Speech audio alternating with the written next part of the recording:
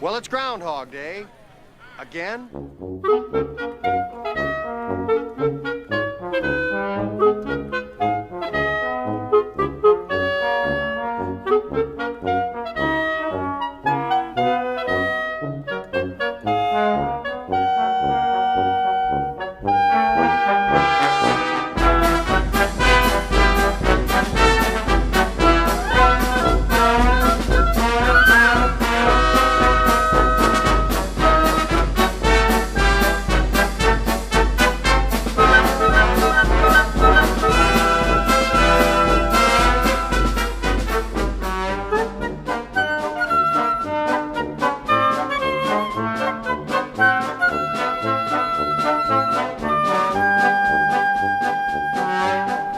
Then put your little hand in mine. There ain't no hill or mountain we can't climb. Hi, Carol. Hi, how are you? Sorry I'm late. Well, that's fine. Yeah, I'm very good. You? I'm good. Had a Good. connectivity problem. There's always a couple of things with Zoom, so you can. But yeah, we're here, so that's the main thing. Well, thank you very much for wanting to talk to me about Groundhog Day. It was very much appreciated. I was just wondering why you got into acting in the first place, whether it was in the family or how did it sort of happen for you? No, it wasn't in the family, but ever since I can remember being a kid at 4, I wanted to be an actor. I Hmm. was always going to go to New York as soon as I was able. Right. And I did school plays and high school plays and finally went to New York. It was just something I was always going to do. Hmm. And was it your ambition to just be to work on stage? Did you want to try TV and films? Oh no, I wanted it all. As a Mm. kid, I thought it was so glamorous. I wanted everything. I wanted to be Yeah. a movie star. Mm. And were your parents quite supportive in that kind of career? Because obviously it's not the easiest, is it, of professions? No, my mother was supportive. She helped me get to New York, but my father was not on board at all. He Right, gave me many offers to try something else. right, I see. And I think one of your first credits was Truth and Consequences, a TV episode that had James L. Jones in the episode. Did you meet James, and what was it like to do that, the first TV job? It was really exciting, of course. I was very nervous. I was a news reporter, and he was giving a speech at City Hall, Police Matter. And I think I had 2 lines, hold the mic up. Mm, And of course, he was very intimidating, mm. very kind, but I was definitely nervous.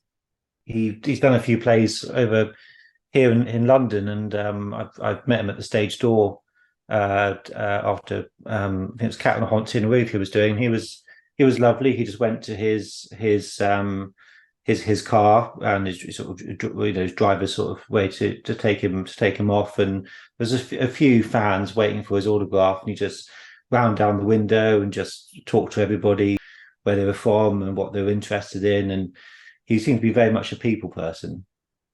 He Mm. was, and he also had an imposing physique and persona, and I think that he was aware of it. Mm. Yeah. How it could be intimidating. So he was always very kind with a Mm. big smile. And did you get to do much stage work in your career? I did actually. I started mostly doing stage work. I was in New York and I was doing a lot of off Broadway and off Broadway. Mhm. And I did audition for Broadway and never made that. Yeah. And then I ended up moving to Los Angeles. And it was a transition in terms of learning how to work with a camera. Hmm. And I'm not certain that I ever really did it well, maybe a few times. But on stage, you have to fill the stage and you have to project. And for film and television, you definitely have to bring it down. Did you feel more comfortable on stage? Yes. Yeah, for Mm. sure. Yeah. Do you have a favorite stage role that you did? Um, Let me think. I did a play called In Perpetuity Beyond the Universe, which I have it in the other room and I can't remember the author's name, but it was brilliant. And it was an exciting play to do. And I actually won an award for it, though California had a hurricane and not a hurricane, an earthquake. Hmm. And it really kind of shattered Santa Monica and lots of areas of LA. So it was canceled, the award ceremony. And they Right. sent me a little certificate. Hmm. But it was great. I got to do an entire joke standing on a table in Mandarin. Oh, wow. Did you find it easy to pick up languages, or did you learn it just phonetically, or? I learned it phonetically, and I had a Mandarin tutor help Hmm. me get the intonation. Yeah. So your move to Los Angeles was purely sort of thinking, well, the theatre isn't perhaps going the way you wanted to, so you wanted to sort of break into films. Is that the idea? Well, not exactly.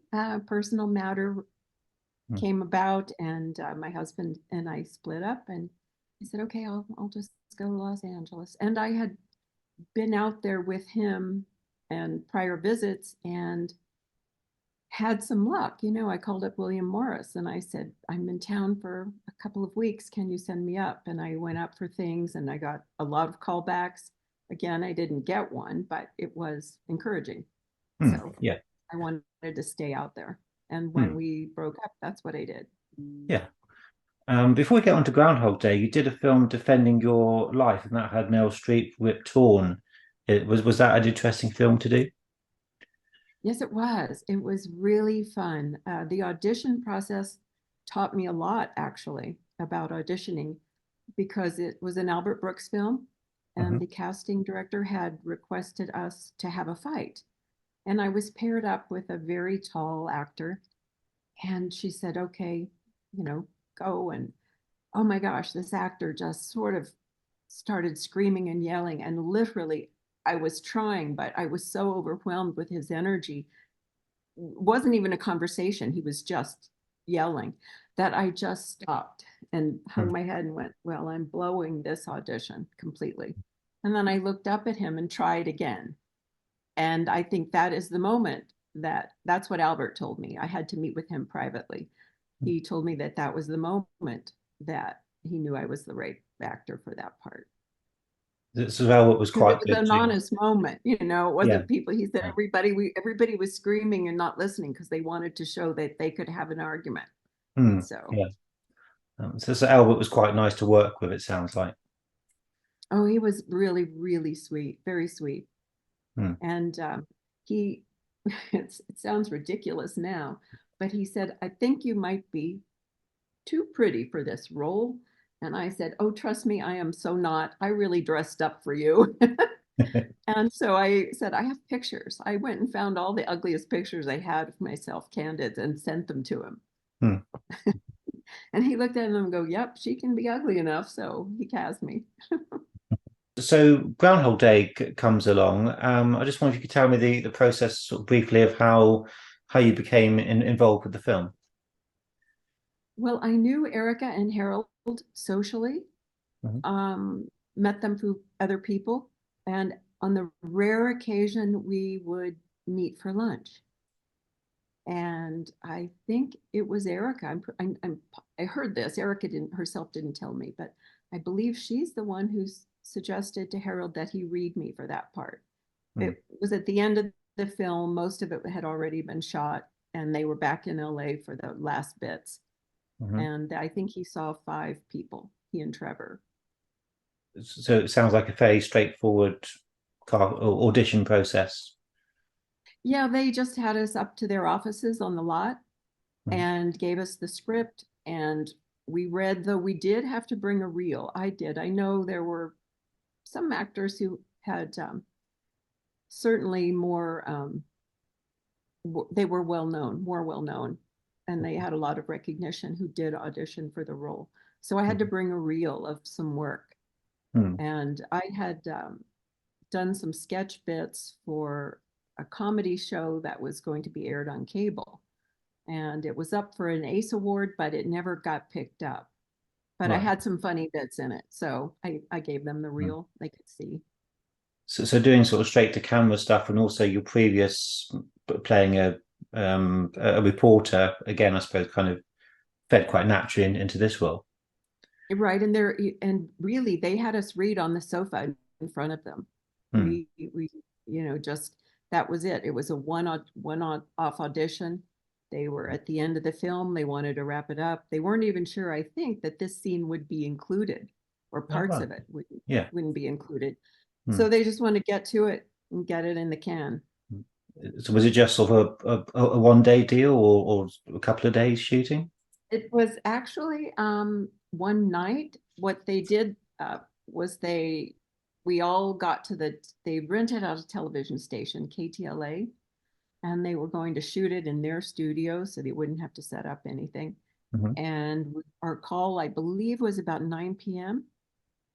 And they were setting up and setting up and setting up. And I think we started to shoot and then we were all sent away. There were some conflicts, some difficulties or issues. And we just sat for hours and hours and hours and hours. And then finally Harold said, we have to shoot or we're going to run out of time. They're going to start the news broadcast at 5 a.m. Right. And Bill came back to the set and he said, Carol, they've rewritten all your lines. And I said, Bill, I could get fired from this movie. You can't. Like, what are you doing to me? And he goes, I just didn't like it. I've rewritten them all. Hmm. So he's feeding them to me and I'm trying to remember them. And Harold walks over and he says, what's going on? And Bill said, I've rewritten all of Carol's lines. And Harold just went, Carol, say whatever the hell you want. He Right. might have said other words, but Yeah. Hmm. Did you get a sense there was any conflict between Harold and Bill? Because of course this was the last time they would work together. There was a bit fractious the shoot apparently, and I wonder perhaps being in the end of the shoot where they were all a bit tired and maybe you could tell, or maybe you didn't. I think you're correct in that there was friction, um, only because we weren't working, we weren't shooting. Hmm. I heard subsequently that rumors about what, the conflicts were. Yeah. But since they're rumors, it's nothing that I would actually report because who knows? So But you I think, felt perfectly comfortable, and it was an okay yes, and shoot from your point of view. Hmm. I have to say, I felt Harold was wonderful to me, of course. And I had met Bill earlier at a memorial service. And he recalled us being introduced, and we sat and joked and talked. And he was very sweet to me, very kind. I think he knew also that I was, anxious, especially since we were going to wing it. We were Hmm. just going to see whatever Yeah. came up. So would you sort of do a few takes and try a few things? It was Bill quite sort of creative in that no two takes would be the same. I, we really just shot it, and I believe that's mostly due to the fact that we were rapidly running out of time. Just sort of I mean, get it done. Mm. yes, we had to do it because they were contracted, I suppose, to be in that space until 5 a.m. And Mm. we were definitely getting on to that. So we had to just shoot it. And Mm. I think we did 2 or 3 takes and that was it. Yeah.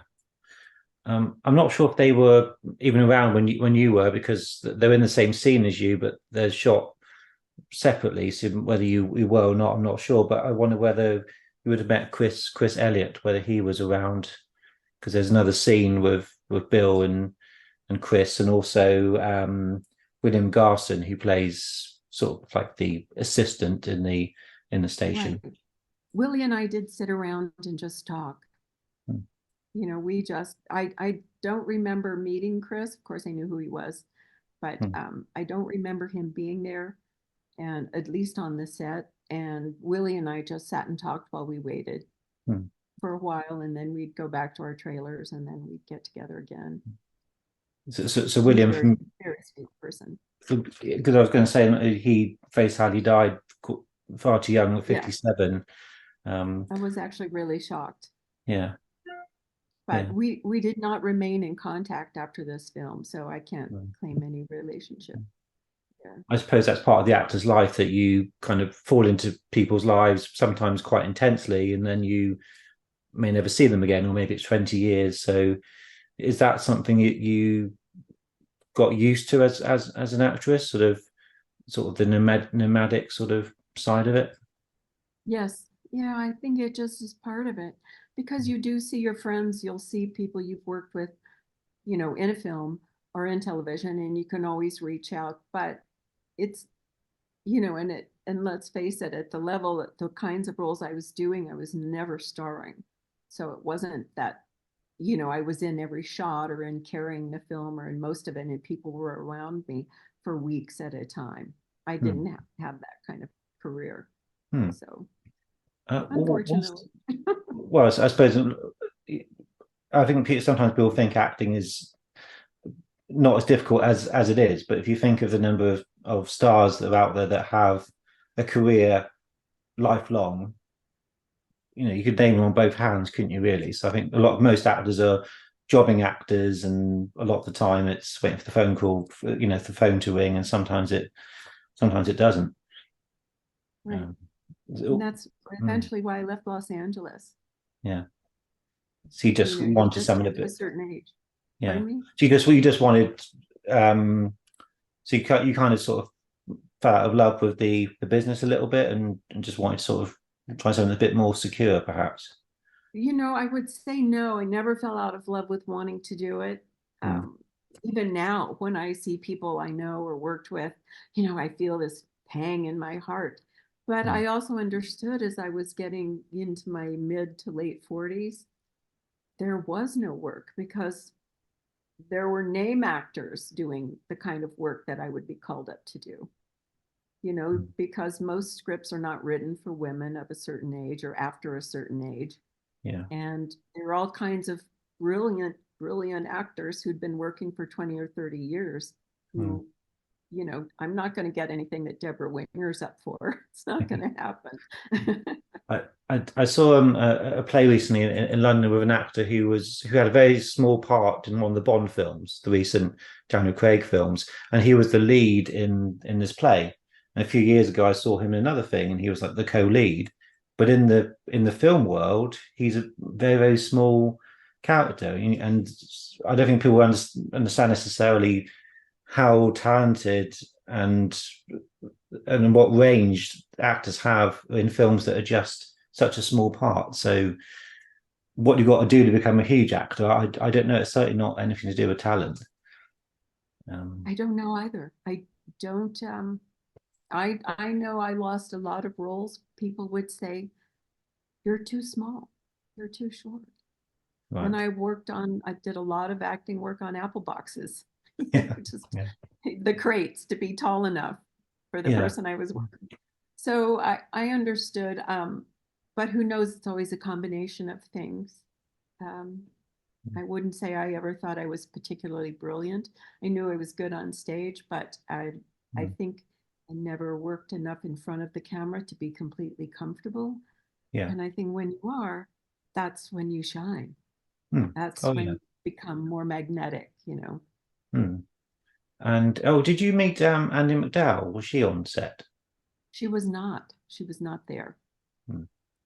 And again, we're shooting from midnight to 5 in the morning. And I think if you don't have to be there, you're not going to be.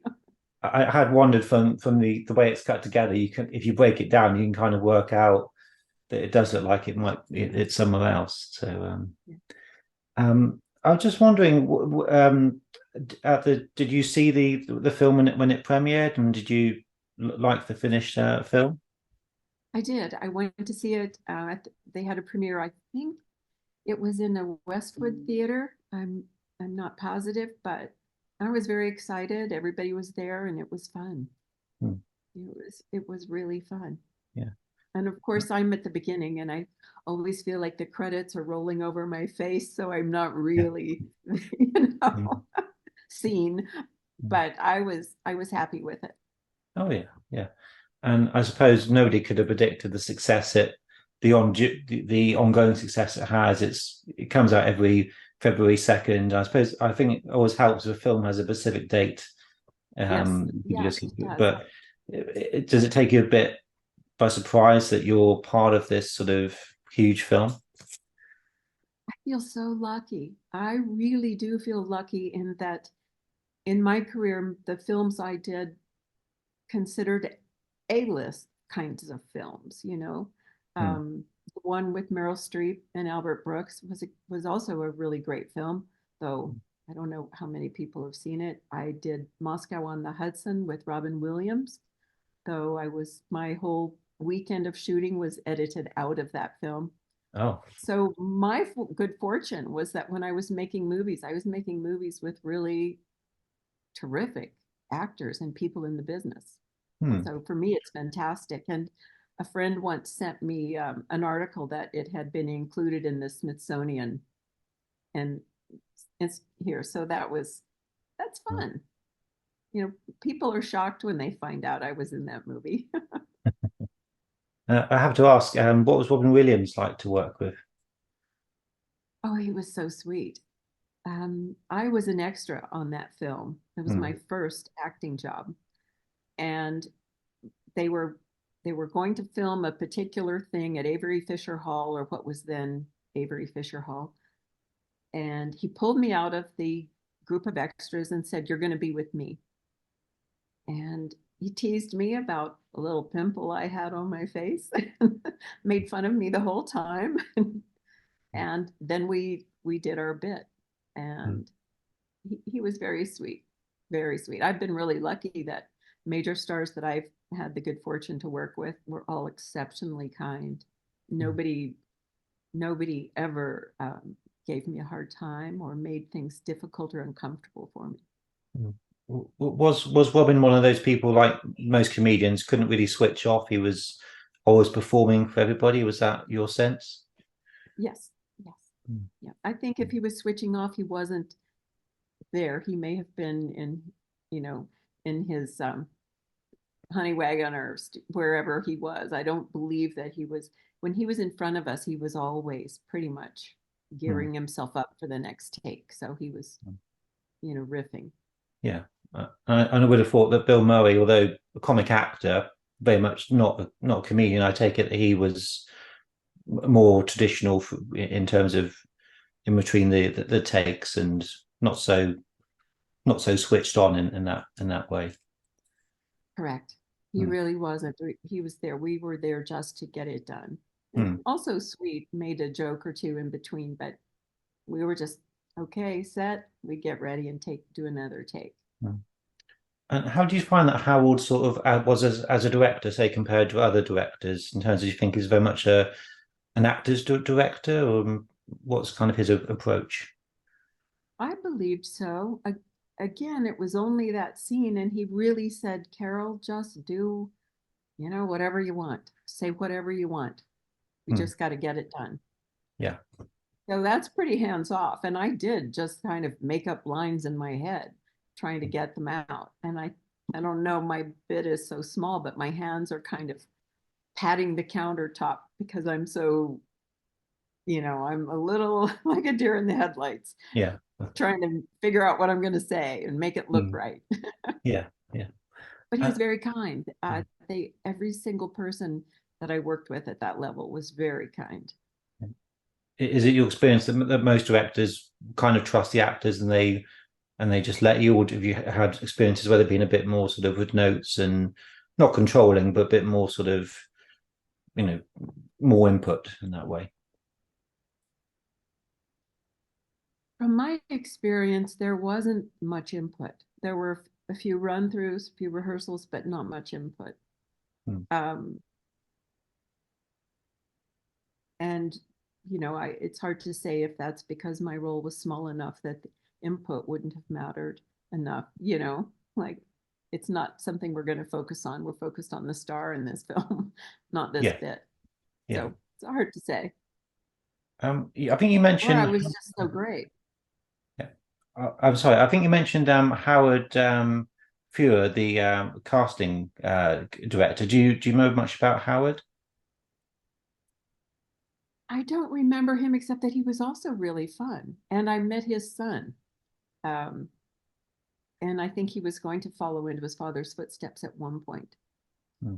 But he was just, they all want you to be right. They all want you to do well because then they've brought the right, um, I guess, applicants or the right actors to the director for the next step. Hmm. So I've Um, had a few casting directors, and directors that were kind of jerky, but they were for commercials typically. oh, right. Did you do a lot of commercials? I didn't do a lot, but I did enough. I did a few, and I had some. One of my directors was a fellow who had done films for SNL, and I Hmm. had remembered those films, so that was fun.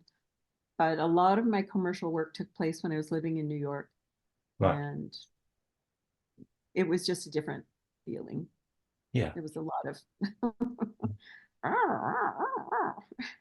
So it was very quick and it was a brusque and mm, different attitude. It well, was not actor friendly. And again, it's about the product. So maybe that's why it's the different priorities sort of yes. thing. Yeah. Yeah. So just a final thought on Groundhog Day. I was just wondering from your perspective why you think the film is still so popular 31 years on. Well, I think part of it are the actors because they're compelling. I think the idea, we all cringe at some of our errors and wish we could go back and get a second chance to make it right or to be a better person or to show a better side of ourselves. And I think that's kind of universal. I know Mm. I certainly suffer from that. So many things I wish I could redo or do over. Yeah. And to have that and then to actually go through the worst of it and come out a better person, which Bill's character does in this Mm. film. From being a real jerk, Yeah. he becomes Yeah. actually a very helpful human being, a better Yeah. human being. Yeah. I know it was Bill's contribution at the end, the final line of the film when they say about let's live here, and he says we're rent to start, and I do wonder, that still that certain hasn't changed entirely. I don't think, and whether there was a suggestion that whether he would have cancelled all the insurance policies that he took out of his new best friend and all that kind of thing, whether he would revert a little bit. I don't know, but I thought it was a nice bit of ambiguity to leave the film on. Right, because when you are certain situations make you become a better person. Mm. And if that influence is removed, how does that change? My Mm. feeling though is that he wins the girl and Mm. he needs to stay a better person to honor that relationship and to keep her. Otherwise, Mm. she might tell him to go away. Well, yes, that's right. So you went into being an artist after acting. Was that did you immediately do that after acting, or was it a process to do that? It was actually I moved to New Mexico. I left um, just around 49, 50. I can't remember. I left Los Angeles because I knew there were, my agent's office had closed and was being consumed, and I wasn't sure I was going to get picked up because of my age. So, and what had happened actually, several things, kind of a strange things that happened at the same time. I had met somebody in Los Angeles that I liked very much, and he lived in New Mexico. And at the same time, my mom's house was blown away in a hurricane in Florida. And my sister had asked me if I would come down for several months and help move her to a different state, help her get resettled.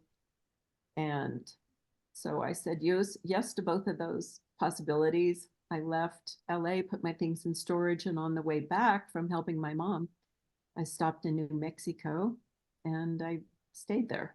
Hmm. And I believe you're recently involved in an art show. Is that correct? Yes. After being in New Mexico for a while, I realized that there wasn't enough creativity. I needed to do something, so I began to teach myself to paint. New Mexico's got Santa Fe, artists are ubiquitous. And I thought, why not try that? I had done it in high school, might as well try it again. And so I liked it, and it took some time to make a painting that I was very proud of, but somebody saw it and wanted to photograph it and said these are actually good. And so I started showing my work and built a website. And currently I have 2 pieces in a show in New York State and 2 in California. And I'm in a solo show here in Colorado, and I have 2 pieces I have to deliver for another exhibition in California. And I'm in a show in Missouri. And I have a show scheduled for May. So it's very fortunate time, I confess. Yeah, sounds fantastic. Yeah, Is I there? feel very lucky. Yeah. So I suppose your future is continuing to develop your art and explore new elements of that. Yes, because I didn't have any art education. I basically just started with myself, and then I got books, and then I took some courses at a college, to just understand certain things that I couldn't figure out on my own. But essentially, without a real art education, there's so much I don't know about materials and processes and other artists and even art history. So, it's just endless what one can learn. So do you prefer to do landscapes, or do you have a particular favorite medium of art? I work in oils, and almost all of my work is abstraction. Though in 22, I did a series of paintings that were black, and that series is what's getting attention now, because for some reason all these monochromatic or black and white shows, juried exhibitions across the country have come up, and my submissions have been accepted. So I like that. Yeah. I don't know. I don't paint for anybody I don't do landscapes. I occasionally do people, but the way I do people, I have to paint for myself. It's really, if nobody likes it, nobody buys it, then that's not the point of it. Because I don't know how to make a commercial product. I just make what I'm intuitively interested in making. And if there's a market for it, great. And if there isn't, oh well. I suppose it's the only way to approach anything, isn't it, really? Especially in the arts, is to do it for yourself. And then if people like it, then it's a bonus, but you know that what you've done, you're happy with. That's Exactly, because it's really about how you feel as the creator. You have to have some pleasure in it. And just knocking out production work is probably not going to be fulfilling. No, I wouldn't I think have every thought so. graphic designer or illustrator wants to make their own art and not for a client. Yeah. At some point. Because I've got a friend who is an artist. He does a lot of commissions, and he's getting to the point where now he's also getting on in years as well. And I don't think he finds that particularly fulfilling. He prefers more to paint for himself primarily. Right. That's the way I feel. Though I do look around and go, gosh, what am I going to do with all this stuff? At some point it's going in the bin. I mean, can people go to your website and purchase your works? Is that possible? Or? Yes, absolutely. They can. And my website, can I say what it is? You please do. Yes. It's just my name, carolbivins.com, www.carolbivins.com.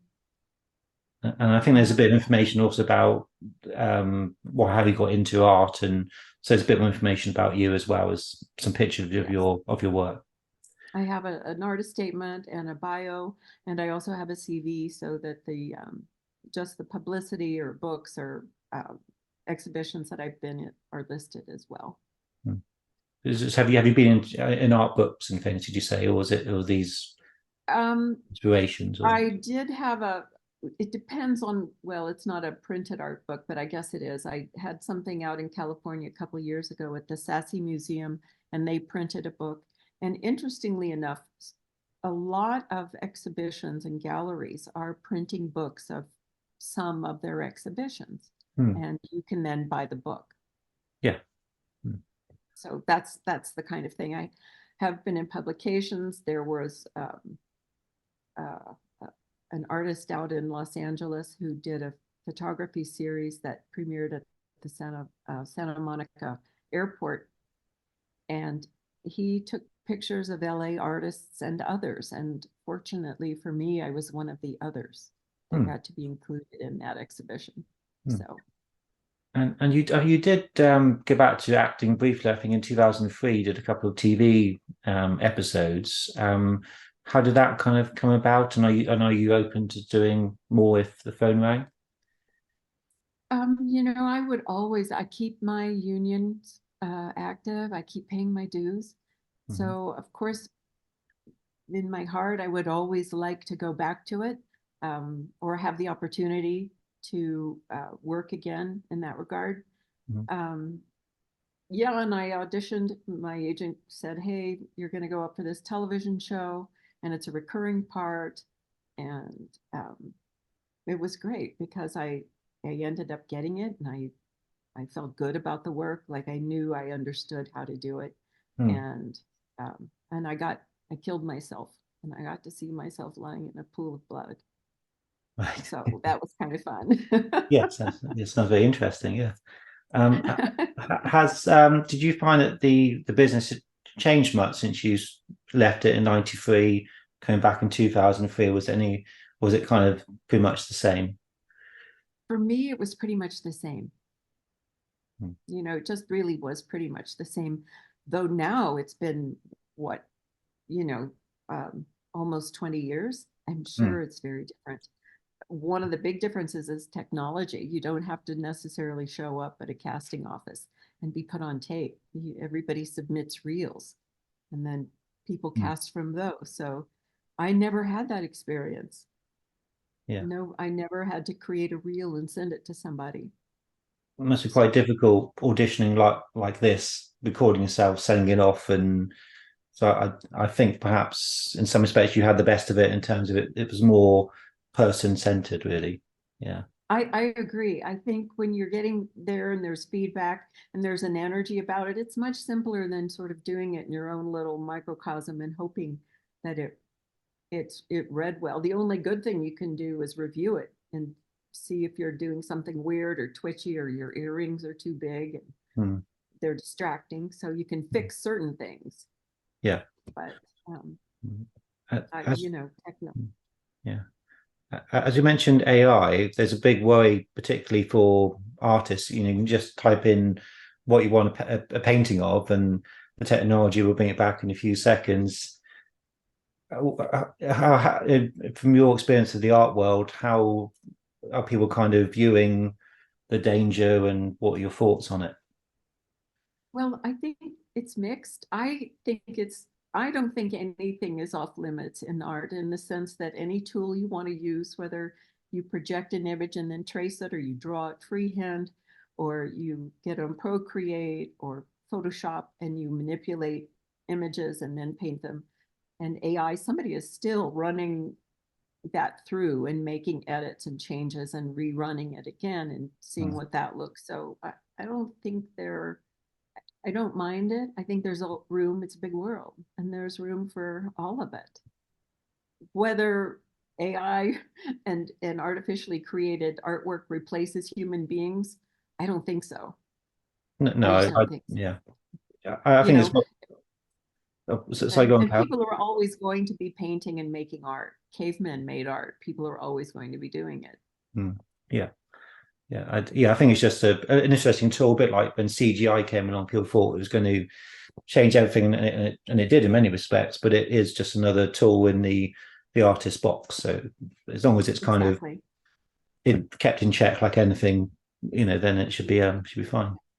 Yeah. And there are people that will not want anything that isn't created by a physical person. And there'll be a market, just like NFTs were huge 2 years ago. Everybody wanted to make an NFT.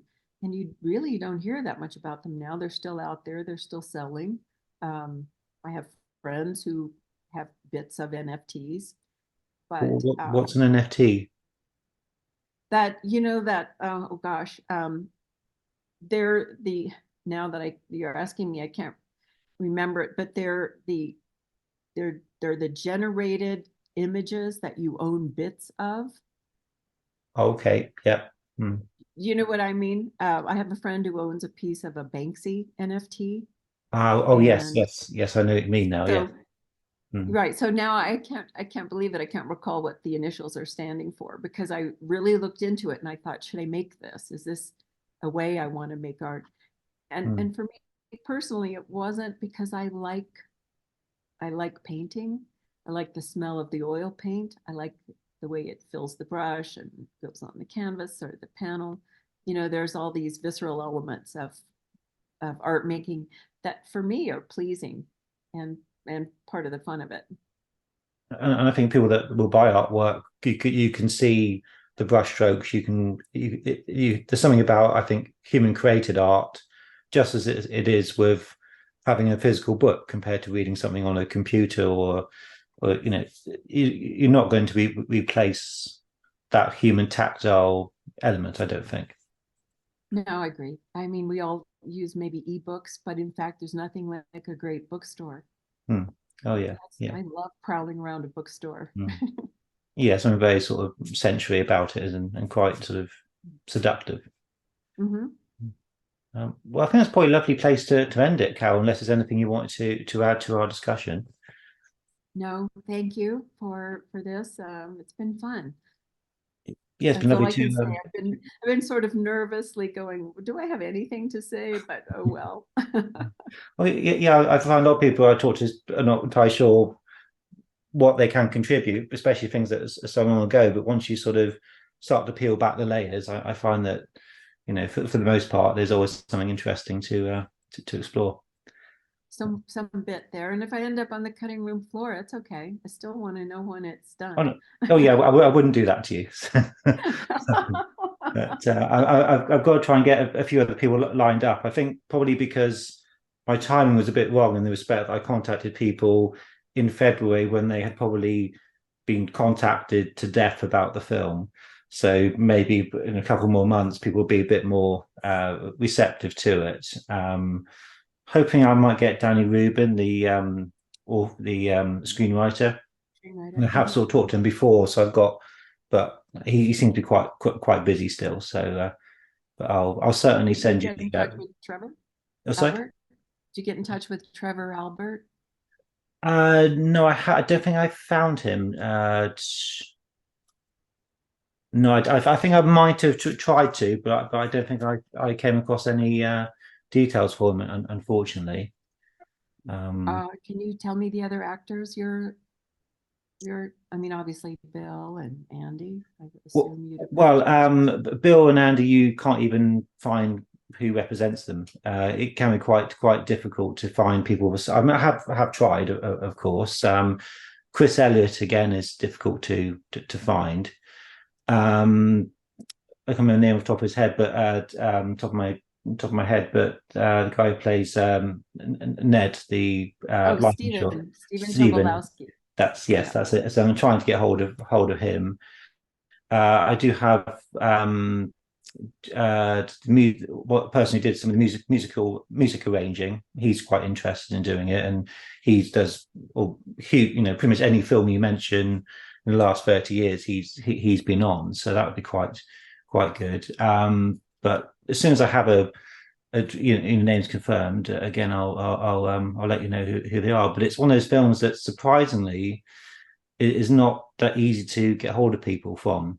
because I've tried other films, maybe a lot older or TV series, and you get a barrage of emails back. This one seems to be a bit more difficult, so I'm sure I'll get there. I wonder why that is. Yeah. Well, Yeah. Stephen Tobolowsky and I were friendly in Los Angeles. I used to see he and his wife Anne for dinner every so often. Was a great guy. Oh, good. I'll certainly drop another email and obviously mention we've had our chat, and maybe that might sort of, persuade him possibly. If he remembers. I'm sure he will. 30 years, and he's met many more people than I have. But he was because he comes across on screen as being a very lovely person. So again, that mirrors your relationship with him. Yeah. Yeah, he is. He was. Yeah. Hmm. And his wife Anne was lovely as well. Yeah. As you mentioned, Trevor, is that somebody you're still in contact with, or No, but Trevor was, I believe, very instrumental in me being cast. Hmm. I mean, he came to my trailer and said, I loved that reel of yours. Yeah. When did you do that? So I knew that he was, because he liked it so much, that he and Harold had to agree on the casting. So I had a soft spot for him because he made the effort to come and talk to me. Oh, good. Again, I'll mention our conversation, and I'll keep my fingers crossed. Okay. Well, thank you very much. It's been lovely to talk to you, and thank you very much for being involved. It's greatly appreciated. My pleasure. Thank you, Philip. That's all right. Well, enjoy the rest of your week, and take care. Yeah, you too. Bye-bye. Bye-bye. Bye. Then put your little hand in mine. Hi, Hello. Jeff. Hi. Nice to meet you. And you, how you doing, sir? Fine, thank you. I hope you're feeling better. Oh, yes, much better. Still got a slight tickly cough, but apart from that, I think I got COVID in the end. It seemed to sort of match the symptoms, really. But There's a lot of it going around. there does. Are you in the UK at the moment? Yes, I am. Yes, I am. Yeah, particularly in the UK, COVID's quite prevalent. Yeah, it won't seem to go away. No, it won't, will it? Hmm. Well, thank you, Jeff, for wanting to talk to me about Groundhog Day. And I'm going to touch on a few sort of general career questions as well, if that's okay. Yes, I should be good for about a half an hour. Will that work for you? Half an hour? Yeah, I will. I mean, yeah, that Yeah. should work. Yep, perfect. Love it.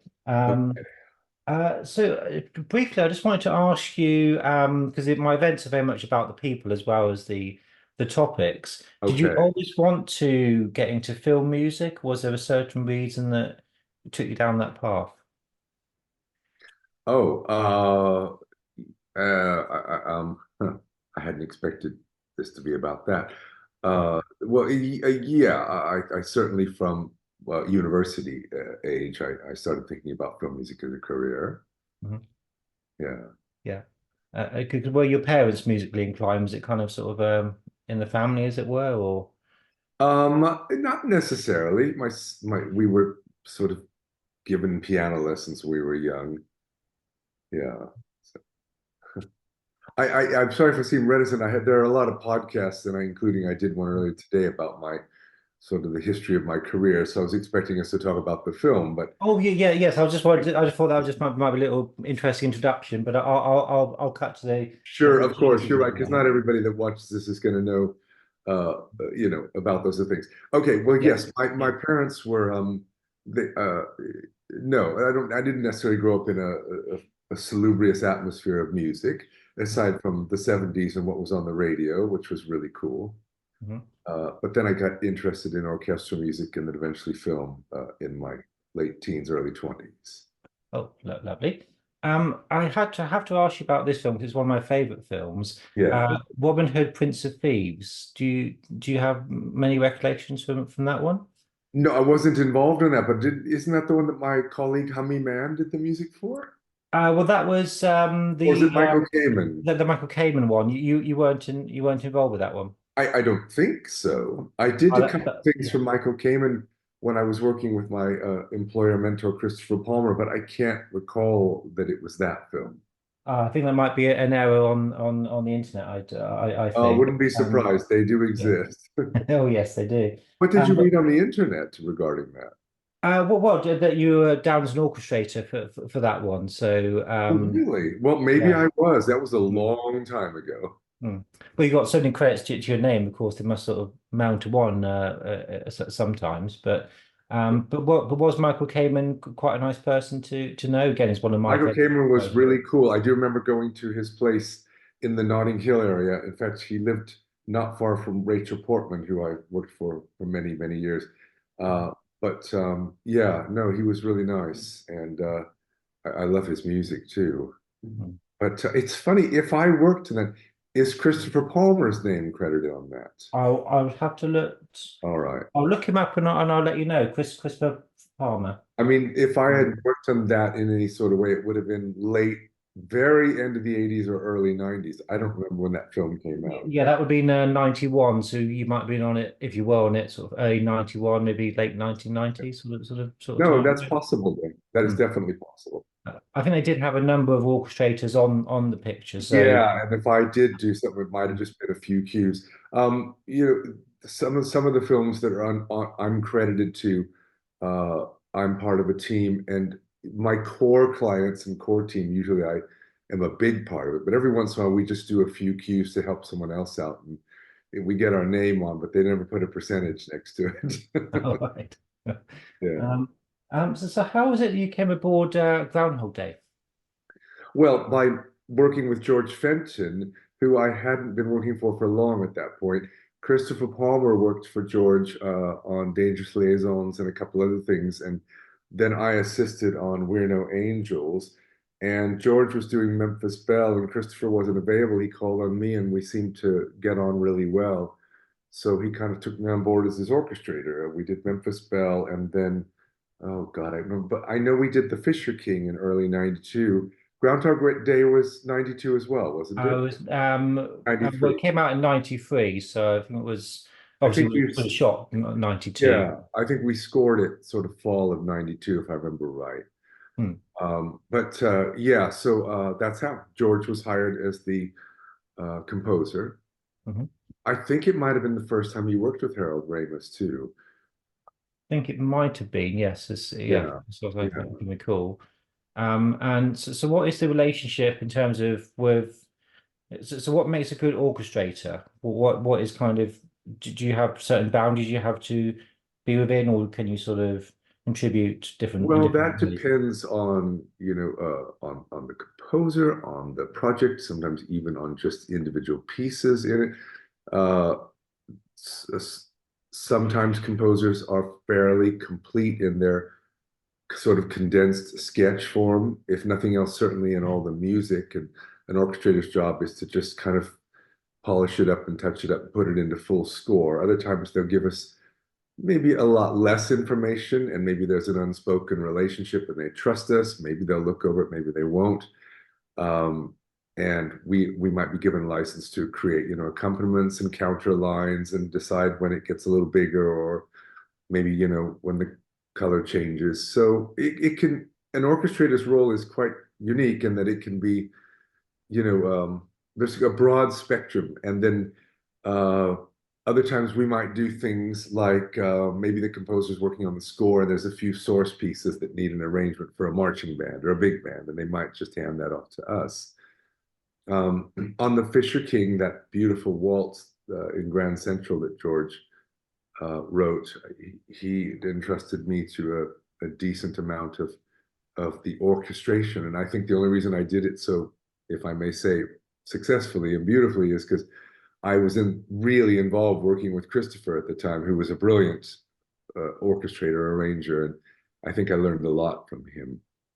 And also, as Christopher used to say, the music has to be good. You can't make something, I think he quoted the Bible and said, you can't make a silk purse out of a sow's ear. So, bad composition can't ultimately be made glorious too much by dressing it up with good orchestration, just as a difficult or a not so well done film can be saved by music. It's far better to write bad music for a really good film than to write really good music for a not so great film, because the not so great films don't get known and the poor composers thus don't follow along. Mm. And how did your relationship with George Fenton? How much what was that kind of dynamic like? Oh, George was very specific because, especially with Groundhog Day and certain films, it's quirkier. So a lot of times the composition is also in the orchestration and vice versa. But it's nice maybe because composers on films, either due to shortened time schedules or needing to do rewrites, they can't always do everything to a complete extent. Maybe they'll play something that looks complete at a keyboard, like a full chord pattern or something. And on Groundhog Day, I believe we had some rhythm section stuff in it at times. So maybe George will trust me to voice the brass in a most effective way, or the strings and such. And George certainly can do that himself, just as other composers I've worked with, but they don't always have the time. So we'd like to think and we that you asked what makes a good orchestrator. I think one, just like a good classical conductor that respects the composer's music and tries to bring it, whatever I might try to bring to it has to do with me reading the room, the film, the composer, and being their ally and assistant, not making it about me. Mhm. And how much would director Howard Ramis have in terms of what George is doing, and maybe what would influence your work as well? It's been such a long time. Um, and times then where there were fewer requests for demos and things. So I don't remember if George had to do anything beyond playing it at the piano for Harold and them talking about scenes. And sometimes, well, these days, all the time, films have what's called a temporary score that can be put together by a music editor. And I'm embarrassed to say I can't recall who our music editor was on that. I think it might have been, could it have been Nick? Anyway, it was certainly probably somebody George worked with. As I mentioned, I met Suzanne Harrington, who was Harold's assistant on the film, assistant producer. And I did get in touch with her. Unfortunately, she's not really available at the moment, but she was very happy to hear about your project. Oh, that's very kind of me. I mean, the project won't be completed probably until November sort of time. So if she does have any time between pretty much now and the end of the year, then of course I can always I'll, fit I'll her let her in. know. I'll let her know. Yeah, she was great. It was really nice to meet her on that. And I know we worked on something else after that, but I can't remember. But so, Harold Ramis, like many directors, will have his views, but then I think he also felt very comfortable trusting George. I remember the sequence of the pickup truck driving off the cliff is popping into my head. Do you remember that? I seem to recall us doing a few versions of that. Uh, I can't, God, there's so much. It's been a long time. I can't recall all the. Mm. You think I would because they kept recurring, the scenes. But um, so it would have been a fun joke if Harold would have made George continually rewrite the same music every day over and over, right? Um, yeah, but it's a collaborative thing, like everything is in film. So the director will kind of take guidance from the composer and vice versa. I'm trying to think. Groundhog Day was quite special. I remember that, and also the narrative, as you well know, very unique. And so sometimes writing the music for it, the music would kind of just like Bill Murray's character sort of developed. I mean, as each scene repeated, the music might do something like that. Now that I recall with Andy McDowell, George wrote this really pretty, beautiful kind of like kind of love theme. I just suddenly remembered that. That was lovely. Yeah, I'd say that when she's revealed when they're in the snow and he's carving, and then he turns it round, this wonderful Yes, with her music face. cue sets in. That's probably one of my favorite bits of the score. Yeah. Yeah, it's really beautiful, really Mm. beautiful. And we recorded this at Warner Brothers Studios in LA. I remember that. And what else do I remember? Gosh, that's about it. I can't remember how many days we spent on it, this and that. And but you know, with George, we had done Final Analysis and I think White Palace before Groundhog Day, and he kind of a lot of composers will just give the orchestrator the sketch and let them go do their thing. And sometimes I would work side by side with George. I'd be in the room doing my thing while he was doing his. He might say to me, "What do you think of this? What do you think of that?"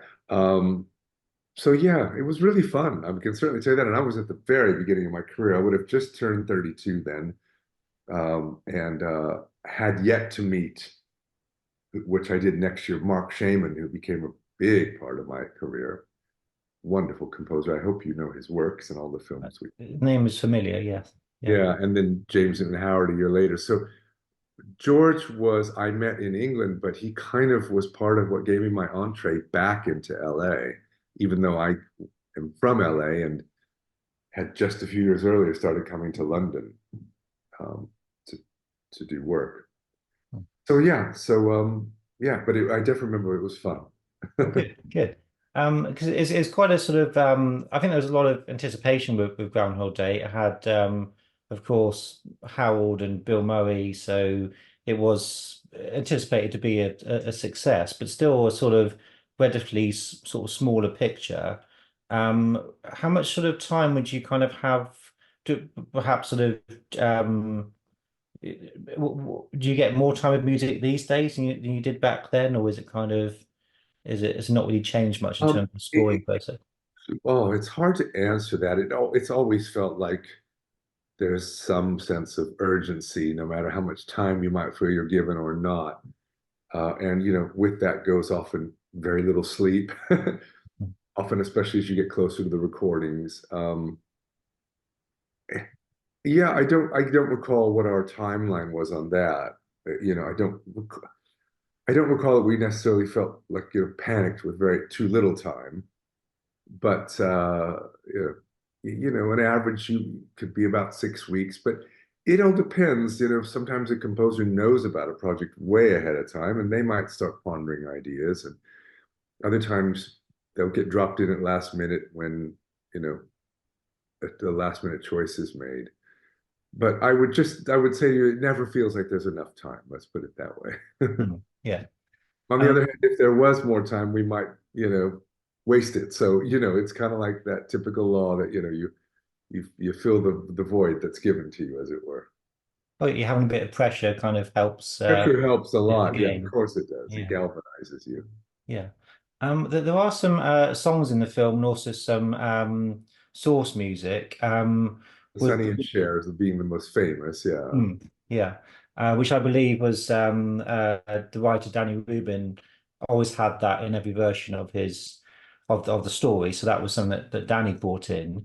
That makes Um, sense. Yeah, I could imagine that. yeah. When George Fenton is on a film, you've got and you know there's going to be songs. Does that kind of sort of shape a little bit of, well, I've got to keep out the way of this or that, and does that inform what I you mean, do? it can do, but in that case, as you know, the song played with the radio each morning, and maybe a cue will start after that. But generally, we don't have anything to do with that, especially when it's what we call a needle drop, an old-fashioned term, of course, these days, meaning it was the song the way it was originally recorded. Sometimes we've worked on films where we might need to re-record a little bit of a song because they want its theme in the film. But in Groundhog Day, I can't remember the other songs that were in it, but generally that's not in our purview. Um, and if it were to be, every once in a while, a composer might have to bring in the score as the song's going out, so they have to pay attention to keys. Hmm. So Okay. otherwise, yeah, usually a music supervisor or, like I said, the writer or the director might have these things in mind. Hmm. I think the biggest song in the film is Weatherman, which plays at the beginning and the end. Of course, of course. Yeah. Now that, God, I'm trying to recall if George ended up having some involvement in one of those, or I didn't. know Harold Maybe. Ramis. I think they co-wrote it. I've got a Yeah, I was feeling that about to say that's what yeah. my memory says. So you would be able to confirm that they actually must have written that. Yeah, thank you. Hmm. Um, that's right. So that's a fun and nice and rarer opportunity that the composer gets to write a song in a film or part of it. It was a little more common a long time back, but rarer now. So yes, good. And I know George produced that and such. So we would have had rhythm section on that. That's about all I remember. I should have gone onto my Dropbox. I think I have all my original scores scanned in somewhere, but I could see if that's in there.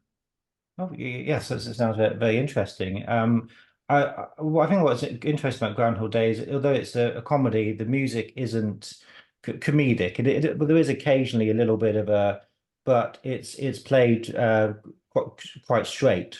And Yeah, some composers are very tempted to make it very sort of to try and almost make the music funny. And I always find that kind of doesn't work. yeah, it's very astute of you. Yeah, it's a much smarter thing to play, kind of the straight to the comedy to set it off. I mean, every once in a while you might do something that is, sorry about the term, a little cute or mimics what's happening on the screen a little more directly, a la the old term we call Mickey Mousing. There were those old Disney films where every little action was mimicked in the music, and rightfully so in cartoons. But that's a good observation on your part. That the music was more a part of an emotion and sometimes action and pacing. And I think go back to the romantic elements of the film. I think that's kind of the core of the film. I think is you care about that relationship and what George does in that scene that we've already mentioned, and also when he's reading her the poetry in the bed, Oh yes, and the lovely sort of swelling and then sort of building up when they realize that actually he's out of the loop and they're together. I think that's a very nice cue as well. oh it's beautiful, and yes, that's a really important role for a composer. And George is, with his dramatic background, is so great at that. But planting the seed throughout the film and developing that theme just as you hope Andy and Bill will develop, as it were, because we both know she was quite resistant to him for quite a while. Mhm. I always had to remind myself too, whenever he would show up for his piano lesson, that for us as the audience, we kind of felt like, oh yeah, he's been going several days, but we had to remember each time that teacher was meeting him for the first time. Mm. So when he played in the band that night, that was like as if he had just come for his first lesson. It's easy to forget that. Yeah, yeah. That was Uh, a cool scene. oh, it is. It's very good, isn't it? And so of course somebody will obviously recorded the version of Bill Murray doing Yes. Somewhere in Time. So that would be something that again you would kind of put into the film. Yes. Somewhere in time, was it? Oh, I mentioned that just because it's very well known for the film Somewhere in Time. I always associate that with the Christopher Reeve, Jane Seymour. Oh, I love that But film, both John Barry's music and mm, Rachmaninoff. Yeah. But yeah, but obviously that Bananoff, but yes, wait, but yeah, have I forgotten? Does he play da da da dee in that piano scene? I know he plays a blues kind of thing, if I remember right. yeah, it's yeah, I think all for his some Or of the no, he piano. plays. Of course, sorry, I'm interrupting you. He Yeah, plays dee da da dee dum. that's the one. Yes, yeah, Rachmaninoff. yeah, Yes, yeah. yes, good memory. I was So singing John Barry. I should have been singing Serge Rachmaninoff. mm, Um, yeah. good guy. Well, you're obviously well up on the film, better than Oh, me. I try to be.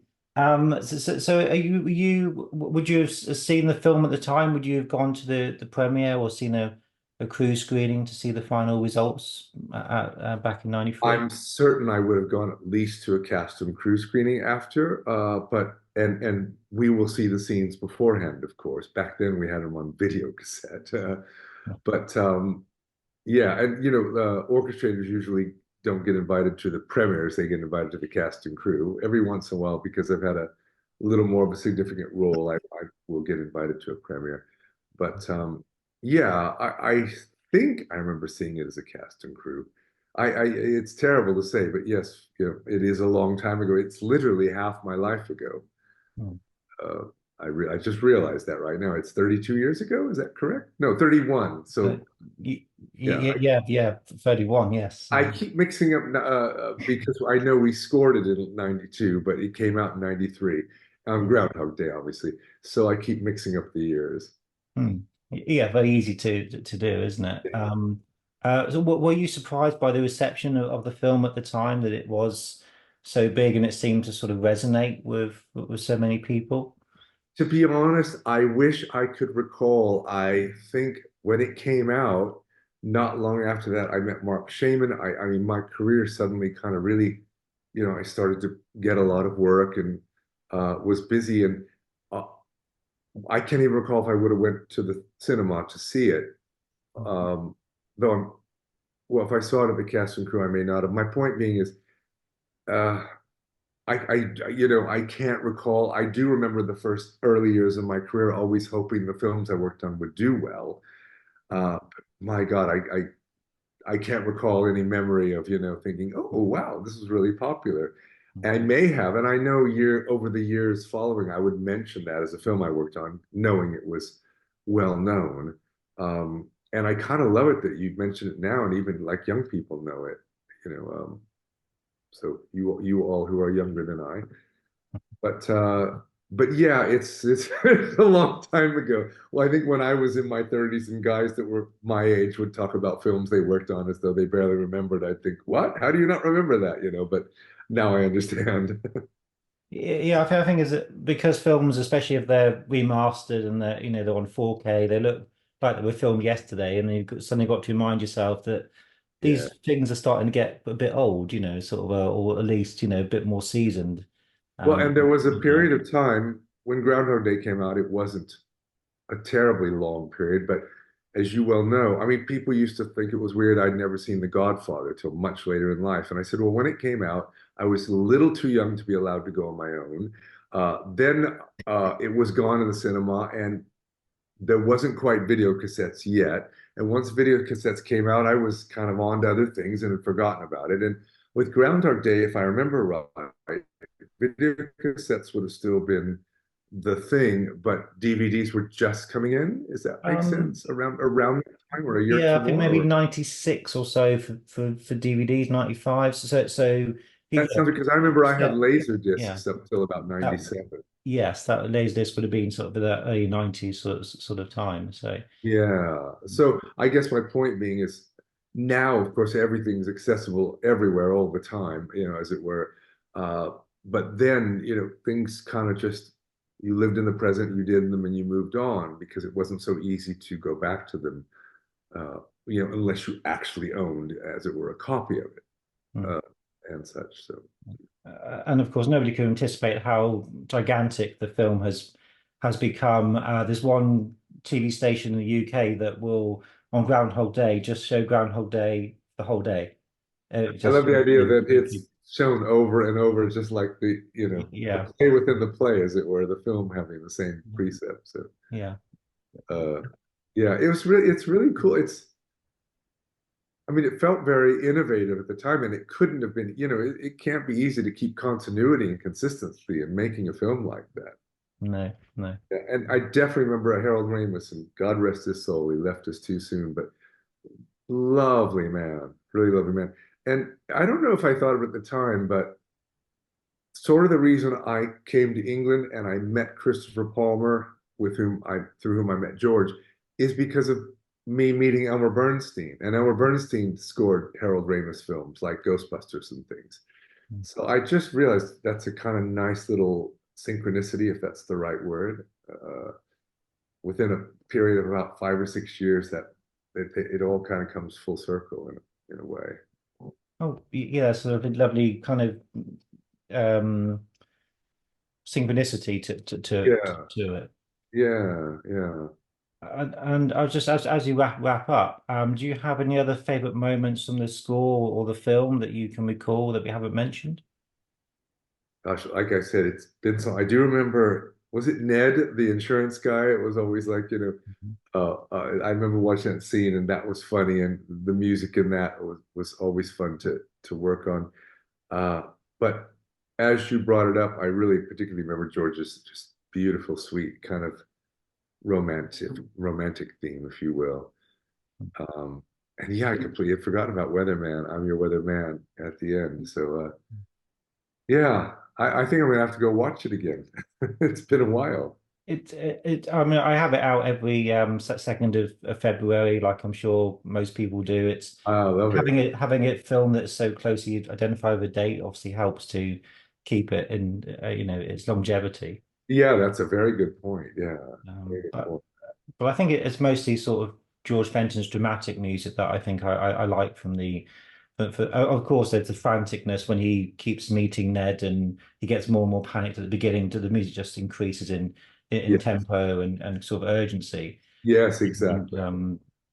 but also when he gets very suicidal, as you would do if you thought, well, nothing matters and everything. And when he jumps off the building, that Like very he does nice. the sort of Christ dive, as it were. Yeah, And yeah, George, used the yeah, chimes, which is very um, yeah.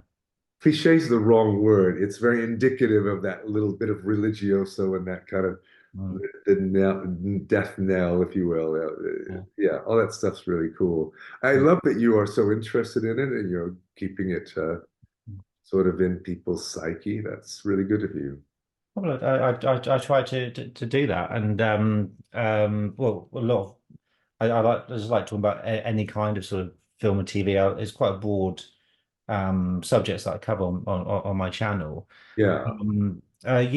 Is it nice though to work on films that have a bit more of a scale? I know you did Grey Owl with George Fenton. You have wonderful Rael, Feasters, the sort of Attenborough film. romantic. Yeah. Yeah. Yeah. And my colleague Jeff Alexander worked on that as well. Yeah, that was a lovely film. Yeah, of course, things that allow for the orchestra to really sing and have a lot of color. I love. Like I've just finished working on all the songs for the new Wicked film, and to get to write with such freedom. In that case, those are my arrangements and such, so I get to write everything that goes with the singing, and I love it when you have that opportunity. It's much more fun than when you have to be more restrictive. On the other hand, something like, say, The Joker, especially the first film, where you're just trying to create tension and odd colors, is challenging in its own way. So and it is nice, I won't lie, it is nice to work on a film that feels like it might have some profile and go somewhere, because we all put such effort in, and it's lovely to think it's known once you do it. Yeah.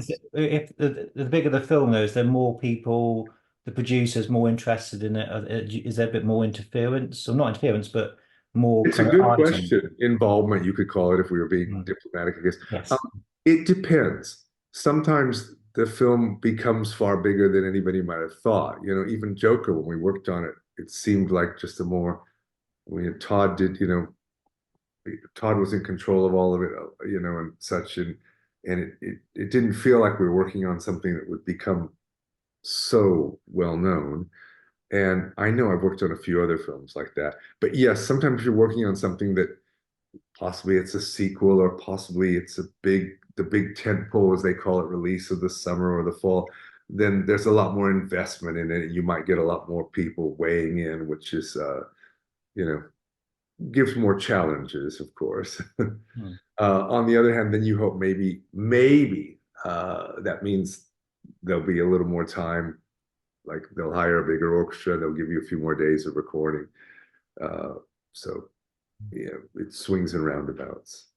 Oh yeah, I know. I'm very looking forward to Joker 2. It looks great, and of course Wicked as well, which I've seen on the West End stage, and I loved it. So it's interesting to see how they've divided it into two films. Whether Yeah, yeah, yeah. so I think those are going to be quite interesting projects, and Yeah, Joker's out in just like a month and a half, and Wicked in about 2 months. Always September, 3 months. Yeah, 3 months. yeah. Well, I look forward to seeing those, and obviously the music I'll be paying particular attention to, of course. But Oh, fantastic. Yeah. I'll look forward to that.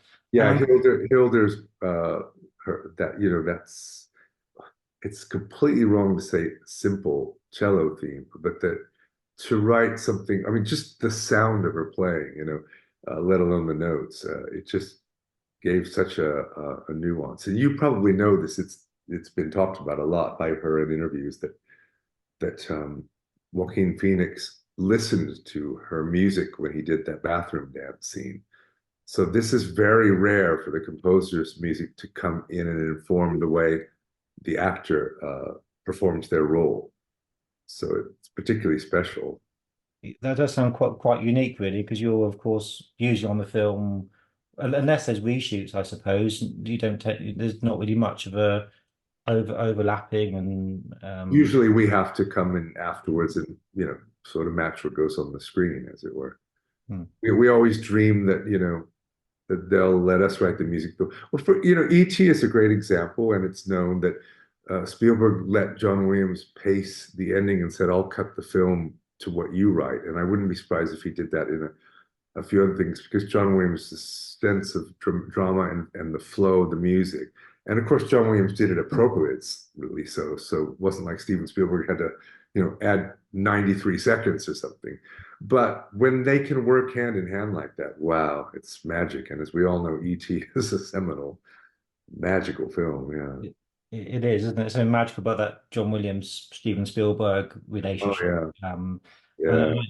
and going back to what you're saying about how film and music work together, there's very few films that I watch continuously, are very fond of, and will consider perfect films. But Mhm. those that I do, like Groundhog Day, every element has to work to be a perfect film. So I think that's where the music, everything kind of comes together. So I think it's a very rare example of where you have something that you wouldn't change a single thing. Oh, yeah. That's a high compliment to pay. Mm. Yeah. Very high. Well, is it well deserved? Well, I think that's probably a nice place to end it, Jeff. Unless there's anything you want to say before we go. I hope you feel you've got sort of what you were looking for. Absolutely, yeah.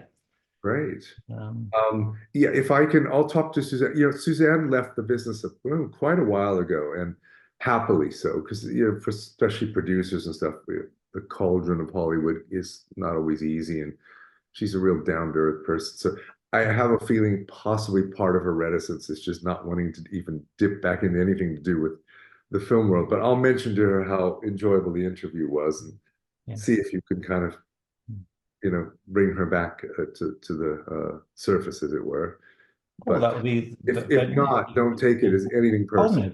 no. You have to get quite a thick skin when you're doing these things because you Yeah, approach 100 people, maybe 10 get back to you. So I I suppose people like George Fenton, they're just too busy or they retiring, so you can't always get some people, But that's just part it's of true. it. It's true. Maybe I should text George and tell him that unless he does the interview with you, I'm going to say I wrote all the music. Don't put that No, online. no. Do you keep in touch with George? Is I he do still. well? And Yeah, I don't get to yeah. see him near as much. I mean, and I know because my friends in the BBC Concert Orchestra, George often works with them, and they're always, even just a few months ago, talking about was this beautiful music they were recording for him. He's so gifted. Yeah, and for me, it's been amazing to work with all these composers because I get to learn from observing them. Just the way they work, how they write, from a real inside point. It's wonderful. Oh, yeah. I mean, your CV is very impressive. Jay Goldsmith, the list goes on. So I'm sure we could spend hours talking about those aspects of it. But I will let you go. So it's been lovely to speak to you, Jeff. Well, let me know if you have something else comes up and you need to speak again. And in the meantime, I'll reach out to Suzanne and I'll let you know what I find out. Oh, that'd be very kind. Okay. Yeah. All right, Yeah, Philip. well, take care, Jeff. And Sorry. have a lovely week. Have a lovely week, and great to talk to you. Thank you. You too. Okay, take care. Bye-bye. Bye. Bye. Then put your little hand in mine. There ain't no hill or mountain. Hi, Philip. How you doing? Very good. How are you this evening? I'm very well, thank you. All right. I'm all set. Oh, lovely. Okay, so yeah, I'll dive right in if you're happy for me to do that. Yes. Okay. Well, thank you, Peggy, for wanting to speak to me about your participation in Groundhog Day. It is very much appreciated. First of all, I want to ask, how did you come aboard the film to begin with? It was being cast in Chicago, which is where I am now and which is where I'm from. And I was living here at the time. I since then have lived in a couple of other places, but in 1991, no, 92, Not yeah, 92, yes. 1992, although it could have been late 91 when the first audition happened, but because we started working in 92. Harold Ramis went to a Chicago casting director for some Chicago talent. I guess I think he had also used an LA casting director. And obviously, Bill Murray was already attached to the movie, and I'm sure some other people were too. And I actually read for the role that Robin Duke ended up doing, the waitress in the diner. And I think that's partly because there wasn't a whole lot of copy for the piano teacher. She pretty much just stood there and reacted, and just had short little things. So I think because other friends of mine were auditioning, and nobody seemed to audition for the piano teacher. If he was seeing women of my type, it was pretty much for Robin, for God, I can't remember her name. Doris. Doris Mhm. is the name of Yes. the Yeah. waitress. And then I got a call back. So it was just the casting director. Then I got a call back to meet Harold. And when I met Harold, we did do some improv, and it really wasn't about the piano, though. Still wasn't to do with that, but it wasn't necessarily to do with the waitress either. I think he just wanted to see how, if you had any ease with it, or how you played, right? And then after that is when the offer came for the piano teacher, which was kind of okay, sure. I mean, I'll take anything. I would have taken anything on that movie, at that point. And so I don't know, maybe her scenes weren't written yet. I don't really know why I never saw any copy, and I didn't read any copy of that. But I ended up, they offered that, and my agent, I mean, I jumped up and down, and of course we said yes. And then, yeah, and the rest is history. So Hmm. I do know that when my first day of shooting was the one where he wakes up the first time and looks out the window, comes onto the porch and says, "Where's everybody going?" And I say, "To Gobbler's Knob, it's Groundhog Day." And that in the script is a passerby. And Harold decided to make it be me so that you saw that I was one of the denizens of the town.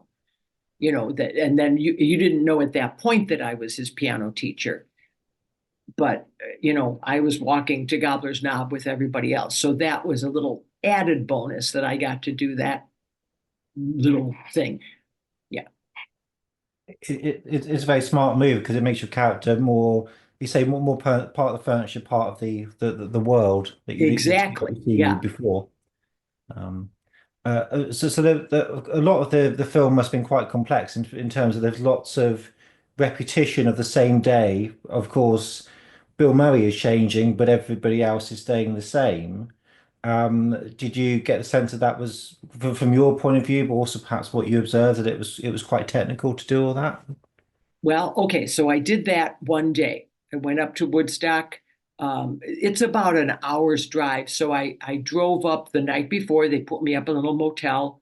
I did that one shoot of, "Where are you going?" "To Gobbler's Knob. It's Groundhog Day." And interestingly enough, even though that was in March, there was no snow. It had melted. And so they had to use the blower to make that little street that we were all going down that looks straight out of the bed and breakfast. Then I was off for about maybe a week or so. And when I came back was to do all of my scenes standing by at the door where I say, no, I can't take you today. I have a student, and then I let him in. And then standing by the piano and listening to him get better and better. And the way we did that is we shoot, he was playing badly, and I made some faces, and Harold kept saying, bigger, bigger, more, bigger.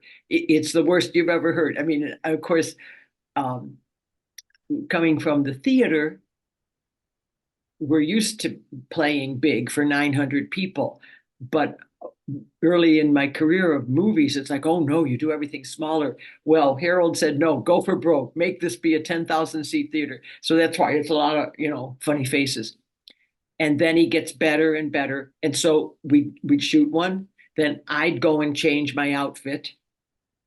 And then he didn't have to, because he could just wear whatever he wanted to, because it was his day over and over. But I had to look different for me. And so then he came back, and I was in a different outfit. I don't know. I think there's maybe three of those where I'm standing by the piano and he gets better and better. And Yeah, then, about that. yeah. And I don't know if that's how they did, like him stepping in the puddle. I assume, though, that a lot of those were probably done, right on top of each other, because you repeated them. So rather than go on to a next scene, if it took 5 days to get the car scene or something, but they had to do all of those. And then I came back like 4 weeks later for the big party where we're all at the community center, and where he's such a good pianist. Hey, Philip, did you watch that little video I sent? I did indeed. Yes, it was very Isn't that funny? Yes. I cracked, and it must have, I don't know when it went around this summer, but within 2 days, I had 3 different people send it to me and say, look what I just found. And so it was, and I thought, that's such a funny way to look at it. But yeah. It's interesting because I think because the film has become such a part of popular culture, inevitably people are watching it more times than perhaps they should in some respects, because films Yeah. I don't think are meant to be overanalyzed, and Right. so people are thinking, why does he know the piano teacher in the last day? Because if he's that good, concert pianist kind of level, why Yeah. therefore does she say that he's her student? So that's Yeah. an interesting. It's something that I think I've probably thought, like every fan, and I assume that he created some sort of backstory where he used to be your student, a bit like he did with the lady he picks up with in the cafe. A backstory that you used to teach him, and that he came back and perhaps wanted a little, what perhaps maybe wasn't quite as confident as he thought he would be, just wanted one final lesson before he did. So I assume that would perhaps work in that scenario. So But I think, like you say, maybe people are overanalyzing, because hmm. it I'm not the first to talk about this, but there was some discussion, some tension between Harold and Bill about the tone of the movie. And Harold wanted this fun and loving and family thing. And there was Danny Rubin, the writer. I'm sure I think you listed him as somebody you've talked to, so Yeah. you probably know this one. There is a darker version, and Bill leaned towards that. And I must say, I think Harold's right. I mean, once, this isn't Stranger Things. This isn't, some freaky thing. It's, you got to go into it and go, okay, all bets are off here. There is a fantasy aspect to it, that whole repeating the day again. And once you're in it, then you can just sit back and enjoy the ride. I will tell you so in the where we repeated the lines, like I repeated the first day. I mean, like I would say, oh, I'd make all the faces and he was bad. Then he got a little better. I said, oh, how long have you been? Is this your first lesson? I think that's my first line. And then I think the next time is when I say, how long have you been studying?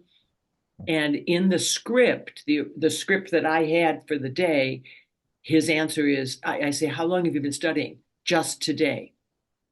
And Bill said, if anybody can come up with a better line, I'll give you $100. And so people started shouting out lines. And one of the grips yelled out, my father was a piano mover. And Bill said, that's it. And he pulled out his wallet and he gave him $100. Oh, wow. And it's such a funny line because, and that even is like, plays into the fantasy or the quirkiness of it. What has that got to do with, yeah. But I mean, it's a great line, and it was a better cap than just today, So it sounded like it was quite a creative environment on set. It was quite freeing. People could make suggestions, so it was a nice atmosphere. I felt that just the little time that I was there. And that's, I mean, obviously Harold and Bill came out of improv. They came out of Second City. And so they were very used to, brainstorming and make it and finding the best thing. So yeah, it was a good feeling. It was a good one. And were you able to add bits and pieces yourself in terms of your characterization? Was there bits and pieces you added to it? Well, I will tell you this. At the end, where I'm standing next to the gorgeous Andie MacDowell, and we're both watching Bill play piano, and where I say, isn't he good? He's my student. And we're standing there watching him. I have had people, certainly my family and friends commented, but other people have noticed the clap that I did, which is this, and that's I went to a all-girls Catholic high school on the west side of Chicago, and at lunch, after you'd finish lunch, you could clear the tables and we'd dance in the cafeteria for like 12 minutes, and then you had to go back to class. But that was something that a girl in high school did, and my sisters and I thought that was the coolest thing in the world, and we just started doing it. And then we kept doing it as adults, and it became kind of a private joke for us. But I did it there because I thought she might think that was cool to do that, the piano teacher. And it has been noticed. I've had people say, hey, and they don't do it quite the way I learned it in high school, but however they do it, it's something, and certainly Harold didn't comment on it. He didn't say I could or couldn't do it or whatever, but I feel good that I added a little her own little backstory that she had made up a dance or something, Yeah. Yes, it's a very nice moment. So did you find Annie MacDowell quite a pleasant person to work with? Delightful. She was there with her all right, so she had 2 kids at the time. Well, maybe she still has only 2 kids, I don't know. But it's been cool to watch her daughter. I know her daughter had a really good part in a movie in the last 3 years or something called Maid. It was based on a book of a woman who was a housekeeper, and she wrote about how hard that is. And I can't think of Andie MacDowell's daughter's name, but I met her when she was then. I mean, like she was on the set. She obviously grew up in the business, and she's every bit as beautiful as her mother. Her name isn't Andie MacDowell. Her last name is the name of Andie's, I think, ex-husband. I think she's single now, but that the her daughter uses that as her professional name, and I can't think of her name, but yes, she was very uh is very herself. I mean, she really is what you see exactly on film is exactly what she is. She doesn't put on any kind of airs or anything. I thought it was a perfect antidote for or perfect contrast for with Bill, who is so silly and broad and wild. And here's Andy, just calm and beautiful. Yeah, I thought it was very smart casting. Oh yeah, yeah. The relationship. I think it's for me the romantic sort of hinge that they have together. That's the backbone of it. And if that doesn't work, then the comedy, of course, doesn't either. Right, right. Yeah, yeah, yeah. I was just Googling Andy McDowell. And what's her She, name? what? Well, she has two daughters, Margaret and Rainey. Margaret Qualley. Qualley, Q-U. Yeah, Qualley. That was her that's husband. it. Yeah, Margaret. It's Margaret Qualley. Margaret. And I mean, I don't know if the other one's in the business too, but Margaret Qualley, I mean, she's got a lot of credits now. But the first thing I noticed was a few years ago, and it was called Maid, Maid, Mm. about a housekeeper. Yeah. And like I say, she's very beautiful. So no I must surprise. look that film up. Yeah. So the party scene obviously is quite complex. Was that over a number of days that you would have filmed That that? was, yes. I think I was in Woodstock 3 nights, 4 day. It was a 4 day. It took a while, yeah, because I mean there was a lot of extras. It was a I don't remember what the building is, but it's a low hang. It's like maybe like a Kiwanis or a VFW hall or something. You know, I mean, it wasn't like a sound stage, Hmm. and so you don't have like a lot of height to hang lights and stuff. It's a hall, and so you're making do. You're Hmm. figuring out all that stuff, and so yeah, it took a while. And the other times when I went up, it was, I mean, very small set. I can't. The first day when I said we're heading to Gobbler's Knob, I don't remember that there were any other principals on set. All the rest were extras with Bill. And on the day when I was the piano teacher, I don't know that there was, but on the day of the party, everybody was there. Brian Darrell Murray, Stephen Tobolowsky, Marita Garrity, everybody, because it's the town. Everybody in the town is going to this party, right? And so it was a big set, and that always just takes longer because then you're herding that many more people from over where the trailers are to get them back to the set and then get okay, now go back to your trailer and wait and then come back. So it just takes that much longer. But it was fun. It was a very much a because that wasn't until May. It was by then it was warm and all the trailers we all kept our doors open and it was like a little village for a few days, you know. It was fun.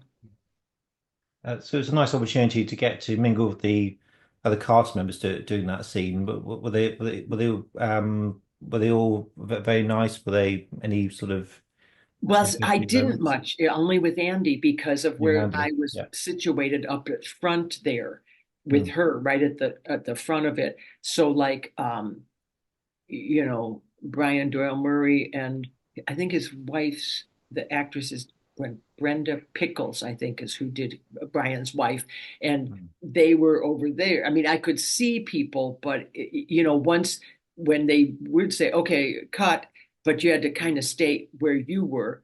Otherwise, you would have caused that much more commotion when it came time. So everybody kind of was in a general place, and I was pretty close to the front of the stage where you see me and Andy watching him play. Yeah, Mm. yeah. And the location, you said, was quite close, only an hour away from where most people had to come. So it was quite a it didn't pose any kind of logistical problems where they were filming.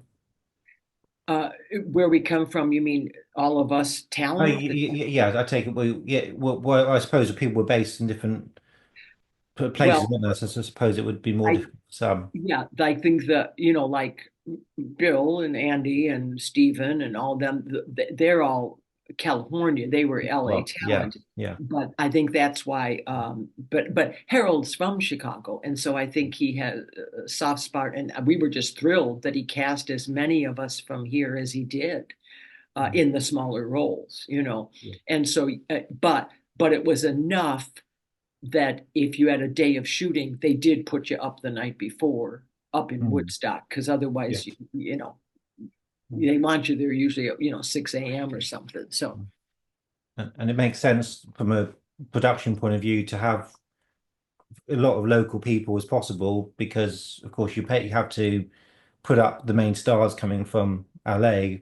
It works out fiscally better as and they well. weren't staying in a motel. We I were. doubt they were.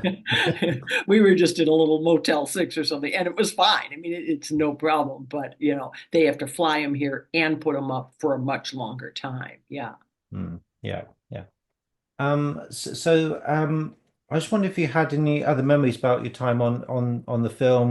What was your favorite moment to film, perhaps? Um, I really did enjoy the giving him the piano lesson, uh, because it was just the two of us on set there. He was Bill was sick that day. I mean, he was I don't know if a flu or a cold, but before he came on, Harold had warned me. He said he's not feeling very good. We're gonna go ahead and shoot today anyway. Um, and but he couldn't have been nicer. I mean, but he was just under the weather, let's say. I don't know what it was. But it still was a very easy shoot to just keep repeating that over. And you know, people have asked me not all that long after, and since, of course, if I was, how was that working? Because the two of them, were having arguments, whatever.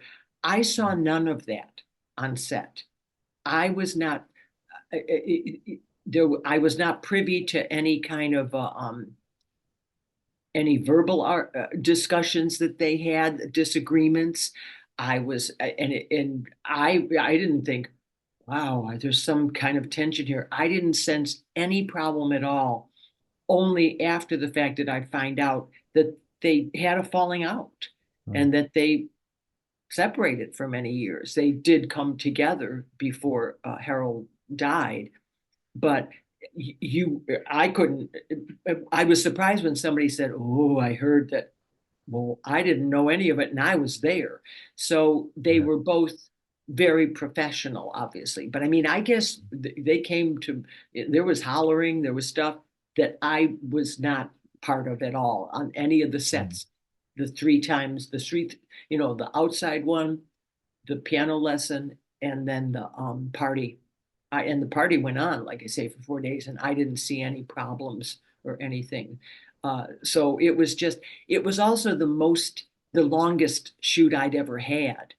Up until that point, I had maybe one job I had was 2 days, and it was in the city, so I came home, went to bed, got up, and went back to the set. But otherwise, most of the time, my stuff were just 1 day jobs, and this was like over a period of about maybe about 6 weeks, but at different points in it, and to come back again. So I felt really like a player then, that I finally had made it to have some kind of an arc in a movie. That alone makes it a favorite for me. And then we always ask people, you always hear people ask, did you know this was going to be blah, blah, blah? I certainly don't, because I'm so low on the totem pole. I don't even know what's going on in rushes or anything.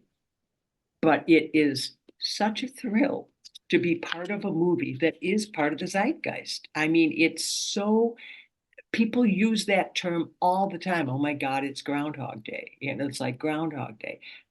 Who knew, right? Let me tell you something funny. In the pandemic, people were using it a lot because of every day, and obviously renting it and watching it a lot because, we get residual checks for how often it's played or rented or whatever. And they were more in 2020 and 2021 than they were in other years, because it was something that gave people maybe some comfort, during that awful time of COVID. It was fun the first day I was there, that I'm going to Gobbler's Knob. It's Groundhog Day. And at one point when we were waiting for setup or maybe to put more snow on the ground, Bill walked off the porch and came down to the street where me and a bunch of the extras were standing, and just started kind of talking and entertaining the group, which was very sweet. And then he said, "Yeah, my piano teacher," and he grabbed me and leaned me back the way you do like in a dance and gave me this big kiss, just totally unexpected and very fun and funny. And everybody was like, "Oh," and it of course made me feel very popular that I was that close to the star, So no, it was a fun. It was a very a heady time for me because I felt I was a bigger part of it than when you have like 4 lines and you're there for a few hours and then thanks a lot, that's a wrap on Peggy, and you're out of there. I had some more responsibility, let's say. Yeah. And did you go to the premiere? Were you kind of involved in when the film was released? Were you kind of a part of that? It was here in Chicago. I don't know if we came first. I really don't know if we were first or if LA was first, to be honest with you. But we did have a showing here, like a Chicago premiere for sure. And it was downtown. And I went with my then boyfriend, and we walked up, and it was an escalator to get up to this part of the complex. And as I got to the top, Harold's wife, Erica, ran over to me and said, "Oh, Peggy, Peggy." And I had met her on the set a couple of times. And so that, of course, the fact that she remembered me, I was so thrilled. And then Harold came over and said hello. And he said, "Oh, I'm just going to tell you now. I'm just going to tell you now. You know what? I should go back and look, Philip. I think it is just 3 times that I teach him, I think, because I think we did like 10. Okay, we did a lot of different versions of me listening to him." And Harold, he kind of said, I just want to tell you, I'm sorry, there was so much good stuff. I could only use this much, whatever." And I didn't exactly know I thought, oh my God, am I cut? Am I not gonna, I had no idea kind of where he was coming from. And of course, he's so much closer to the movie, watching it every single day and editing it. And I guess, in other words, what he was saying, out of all this coverage, we used this much. Well, to me, it was a lot. I mean, it was fine. I thought I had a good amount of screen time, but he said, "I hope you love it. I hope you enjoy it." And then afterwards, I remember just kind of waving to him in the lobby and just, kind of thumbs up or whatever. And then I had seen him a couple of times because he lived on the north side of Chicago, and he'd come, he and his wife attended theater here in town. And so over the years after Groundhog Day, when I would be in plays, I saw him a couple of times, just casually after the show or whatever. It's not like we hung out or we didn't become close buddies or anything, but I was able to kind of keep up a friendship of sorts. Yeah. But yeah, so I guess they're just the whole experience and these little moments that I can remember of fun and being a part of something cool. Well, and it is something that has is always going to, as long as we enjoy film, it's always going to be there. So people involved in productions like this, there's certain immortality that comes with the role, I think, and it must be quite weird to be a part of something like Groundhog Day. Just today, the man who runs Harry Carey's restaurant here in Chicago, Harold was a co-owner of Harry Carey Okay, Harry Carey is the Chicago Cubs announcer. He's a famous Chicago announcer here. And now there's a restaurant. There's a few restaurants in his name, and Harold Ramis was one of the owners of it. And so they did a huge event last year for Groundhog Day, naming February 2nd Harold Ramis Day. And his Erica, his wife, was there and stuff. And just this morning, the man who runs the restaurant called me and said, "Hey, are you available again on Groundhog Day?" And it's like, yes, I am. You know, there is something. It's very exciting to be a part of something that's going to go on long after I'm here. My nieces and nephews and all their friends still always bring it up, you know, because when it came out, they were a very impressionable age, anywhere from like 12 to 20, and they all saw it. It'll probably be the first line of my obituary, you know. I mean, it's like, it's probably the most famous of all my credits, I'm sure. Yeah. And so, yeah, it is fun to be a part of that. And who knew? I mean, it could have also just gone away. I mean, you never know with a movie if it's going to catch on. It's very. I mean, I think people knew that it would be a reasonable success because of the Harold and Bill partnership. But to have this kind of longevity, I think nobody would have even dreamed of it really. Yeah. And what was Groundhog Day? It's not like Easter or Christmas or Halloween. It was just this little holiday, and it's now Yeah. become a huge thing because of Harold. I mean, you know, and I guess he could have picked any holiday to repeat. I mean, there's why that one, but Yeah, that was Danny Rubin. Always seemed to want to do it for Groundhog Day. oh, okay. So he had that very clear in his mind from the beginning. I think he wanted something that was obscure enough, but also, Oh, sure. so he didn't perhaps want to compete with Christmas or other dates. So I think that was quite a clever sort of pick on his part. That Um, is, because you're right. It would then just be another Christmas movie or hmm. another Halloween movie. But this one is all its own. There's nobody else that's No, got there's this. not, is there? And so you've been to quite a few Groundhog Day events over the years and back to the location a few times, perhaps. And yes, I've never gone to the one in Woodstock where it was filmed. Mm. There was a couple of years I was invited and then just couldn't go because of work or something. I should do that some year. I think I will go up there, and they have the groundhog and they bring them out, and it's on the news every year here in town. That actually, though, wait, I think, was that filmed here or was that filmed in Punxsutawney? I can't remember now. If the actual, when they do the I, groundhog. I think No, I most of think it it is was filmed in. recreate. I think Punxsutawney was kind of used as reference, but I don't think anything was filmed there, as far I as I'm think you're right. aware. It was not filmed there. You're right. Yeah, it was filmed in Woodstock. Yeah. Mm. But yeah, they do something. They've done over 30 years. They've done something every year, and it's one of the big tour attractions of that city. They have plaques. This Mm. is where the puddle where Stephen stepped in. This is the B&B where you Mm. do tours up there. I'm sure the town makes money off of it. So Oh, who it must be a knew? whole little industry, I would have thought, souvenirs and all sorts of Absolutely. things. Yeah. Yeah. I mean, you alluded earlier that you had you have a quite big career in theatre. Was that always what you wanted to be, a theatre actress, or did you want to do film and TV and You know, I came up in the 70s when it really was, you did theater. That's what you did.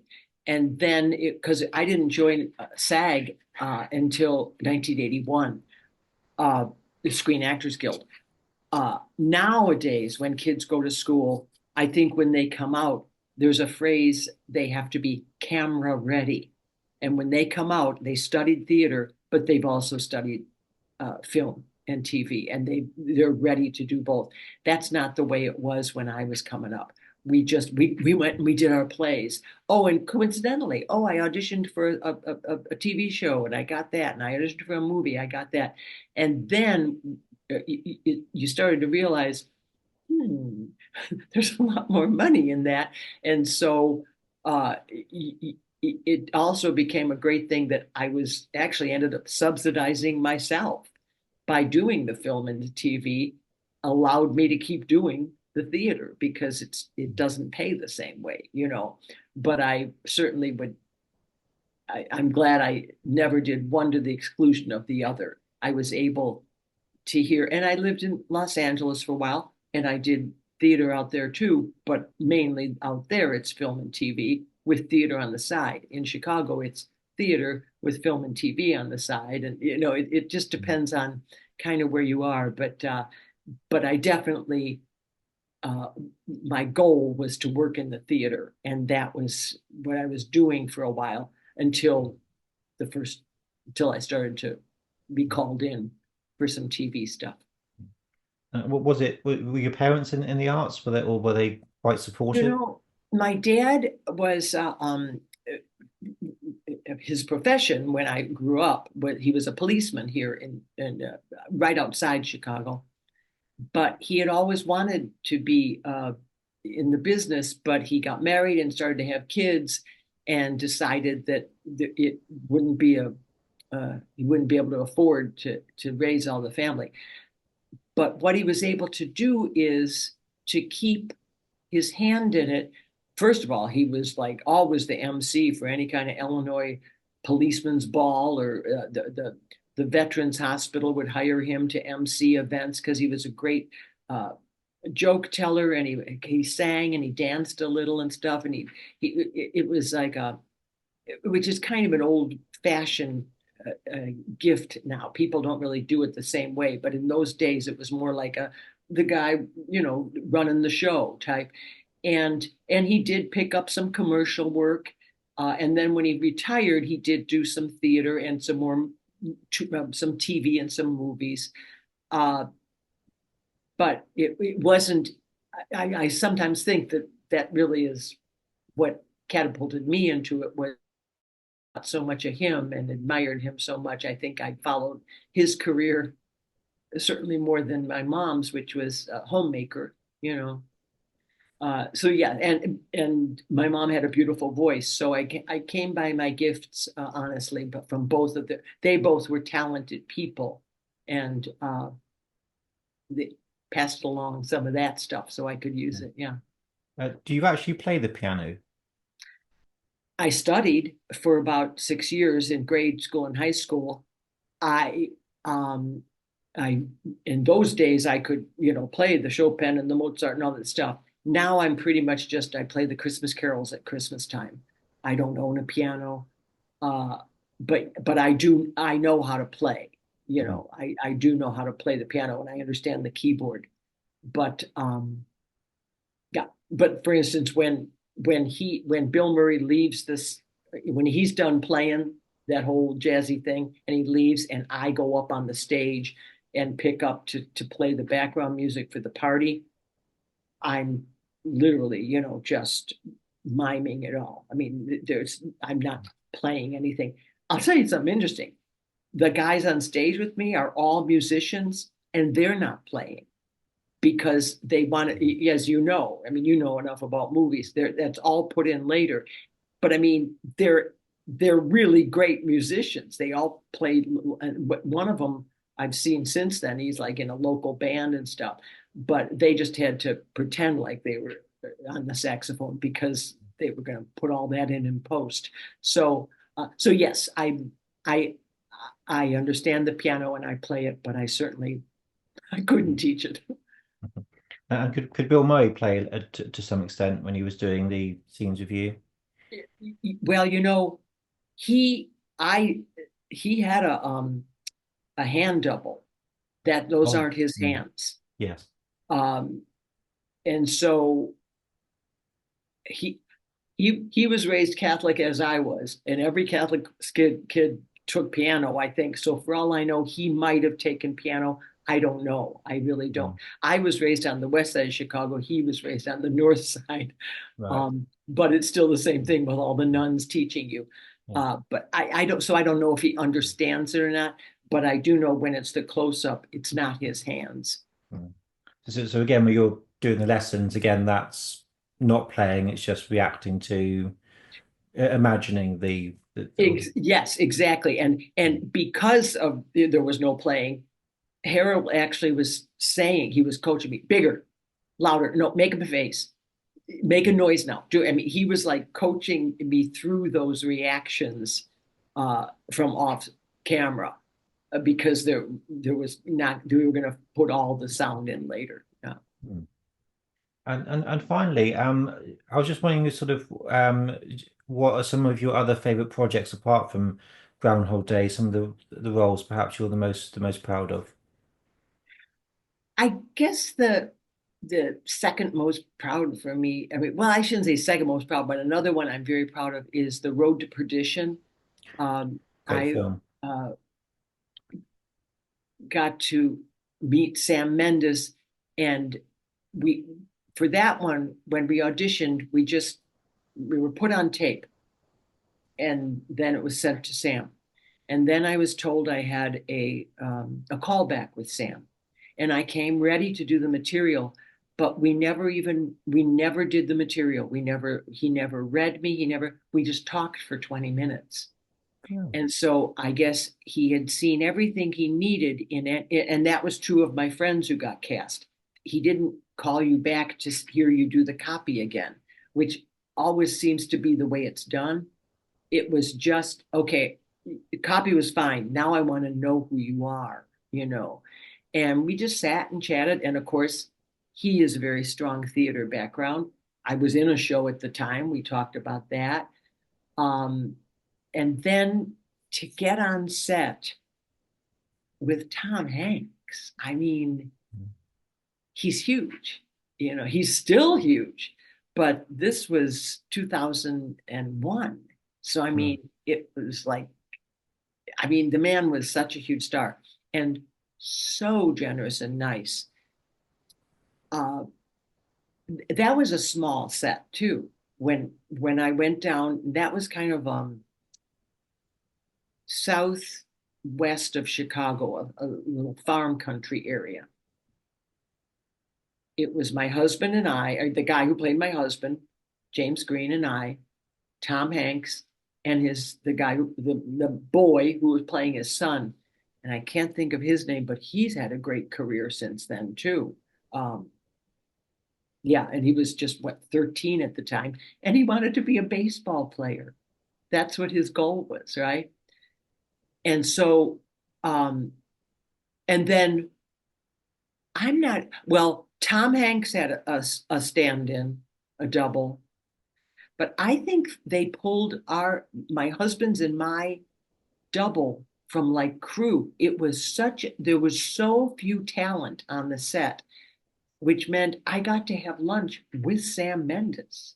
I mean, it's like, you know, if it's too big of a set, they're just going to go off by themselves, right? But the tent was just basically crew and very few actors. So just Jimmy, me, and this is the kid's name. So that was a special experience. And Sam had he explained this while I was shooting. I was thrilled to get this role, obviously, to be in this movie. And he explained, because I didn't know I came back at the end of the movie. You know how, like, at the end, the little boy comes back to our house when he's got the money. You know, Tom Hanks is dead. The boy has the money and the dog, and he comes back to me and the guy who's my husband. Well, I didn't know that when we were shooting. I mean, when I was auditioning, not until I got the script and I realized. And so Sam said, the reason there were very few women in that movie, he could have gotten a star, but he didn't want anybody to know that actress would appear again. And if it was too big of a star, you would go, well, you know they're going to recur because you don't pay, you know, whatever. Whereas if it's like some nobody like me, then it's a surprise that the kid comes back to us, and there's a different emotion that the kid remembered that that was the place he found home, you know. And so I was glad of that, so that it was available to me. So Well, I just looked him up. The kid was Tyler Machilin, Tyler, yes. and of course has gone on to be Superman on TV Superman, in exactly. recent Yeah, years. he's had a very good and really so handsome. But like I say, any break we had, he was catching balls with his dad. That's what he was doing, and he said that's what I'm going to be as a baseball player. And I have a feeling he probably could have if he wanted to, but obviously the bug caught him, you know. Yeah. And yeah, he was a real natural. He just Mm. so handsome now as a young man too. But so that was exciting, and I also think that's such a beautiful movie too. It shows Chicago in such a dramatic way. Yeah, I loved that one. And another one that I really loved being on was Star Trek Deep Space Nine. I got to play a Bajoran, and Yeah. so that was exciting, you know, just to be on that set, you know. So yeah. So you must get quite a lot of attention for something like Star Trek, sort of. That's the thing I get fan letters for, because we know that those people are so passionate about that. I've gotten them usually they're here in the country, but I've gotten one from Germany and one, where was the other one? Like Thailand or something. I mean, I have them somewhere, and they always say, could you they'll either say, could you sign this picture, and they have the picture of me as Yapora, Mm. or they say, could you send me a autograph picture of yourself, you know? And I always do it because I don't get that many fan letters. Well, it's a very nice thing to interact with fans, because not everybody does. And I know as a fan of shows like Star Trek, it's always appreciated when people do engage, and so it's nice that you do that. Absolutely. Well, like I say, I don't get that many, and I figure if you've gone through all this trouble to find, Mm. because it goes either through my agent, or I've gotten them twice when I've been in a show somewhere. So Mm. somebody has now, so easy, you Google and you'll see that I'm working at this particular theater.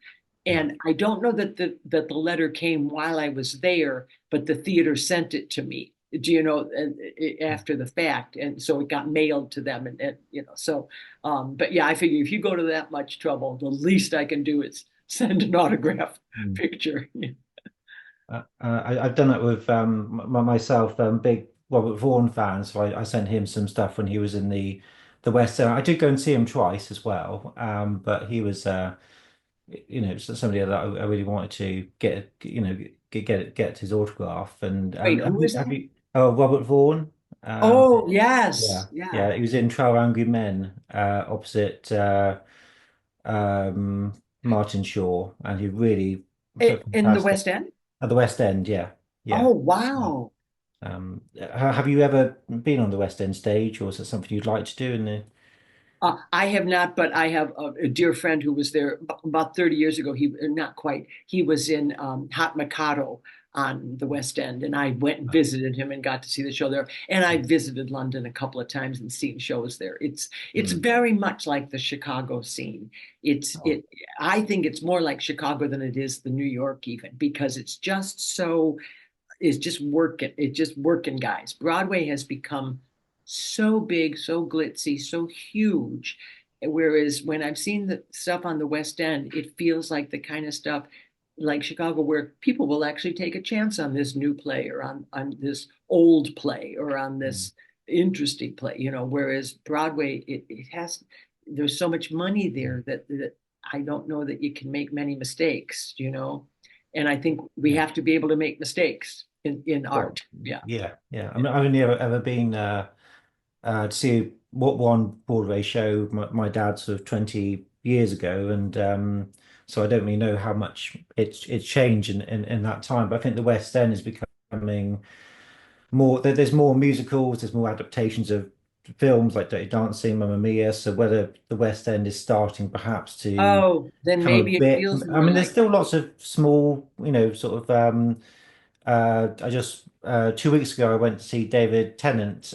He did Macbeth, so I just saw that, and so there's I still love lots of him. very good stuff. And of course, there's always a good amount of Shakespeare that Yeah, I'm guessing maybe it's not on Broadway, perhaps to quite to the same extent, maybe. yeah, yeah. Yeah, but no, I've been lucky to spend most of my career in Chicago, so and which is a very good theater town, Mm, but has become a good place for TV mm, and film too. So mm. there's enough. Yeah. Yeah.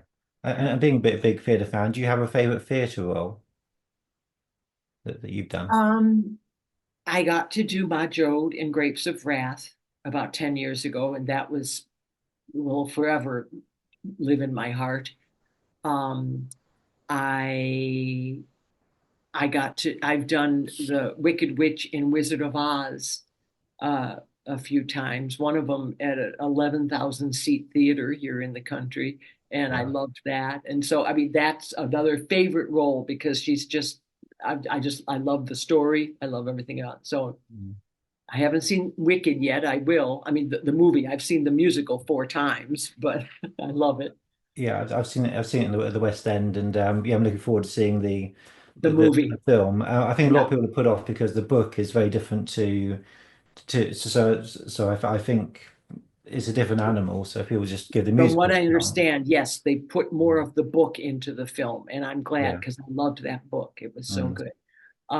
And then there's some shows that I'll always remember for certain reasons because this is where I met a person that we were together for years, and this is when I got to do this new play that my friend, I mean, wrote. I mean, different shows like that. But I think I've done about close to 200 shows, plays Wow. and Yeah. musicals. I've also done musicals, and I love them too. So Do, yeah. do, do you have any sort of theatre superstitions or any kind of rituals that you do as or Uh, I don't know that I have superstitions. I respect anyone else's. I won't mm, whistle and I won't use say Scottish the Scottish play. I mean, I'll respect anybody's, but I don't have them myself. And as far as the rituals, I think uh, it it's just a lifestyle that I take on when I'm in a play because 8 shows a week is really hard. I know yes. I don't want to say that to people who work 10-hour days in a factory, but Mm, they don't have 900 people staring at them, you yes. know? Yes. And so that's all you can do. And a lot of times, if you're doing a play, you only get one day off. If you're Yeah. doing a Mm, musical, you might get 2 days off. It might be a Wednesday through Sunday schedule. And so then your life has to happen on that day because mm, every other day is really about getting to 8 o'clock at night. mm, And so the ritual just becomes a lifestyle. yeah. And it's great and I do it, but Mm. it's nice when you can just hang out. So yeah. I went to see a play with Simon Callow, and there was a Q&A afterwards, and somebody asked him, "How do you keep it so fresh when you're doing it 8 times a week?" And he said in a very self-deprecating kind of way, I never get it right, so I'm always thinking, there's always something else I'm trying or to get that That's a perfection. good way to So look at it. Yes. And yeah, I think yeah, that's something to be said. And there's something so thrilling about talking to your fellow actor and say, hey, I'm going to try this tonight. I don't want to throw you. I'm going to say this, whatever. mm, Um, uh, mm, because it is never the same. I mean, I know people maybe don't get that, but when we say every time it's different because the audience is different, mm, you're all different, which makes us different, and it's so true. And there's something very exciting about the control that I have on stage that I don't have in film and TV. yeah, If I mm, do 7 takes, I really don't. I might think that I this one felt better, whatever, but I have no idea what they can use or what they're going to do with it. mm. at the level that I'm at. Maybe if I was, you know, Meryl Streep, it'd be different, but I'm not and won't be. So yeah. I think it is the performance is more more yours, whereas when it's a film, it's down to the editor, etc. So It it's is, yeah. and that's fine. That's that piece of art. That's the way that one is made. But when it's a theatrical piece of art, I've got a bigger piece of the pie. Yeah, I've got Mm.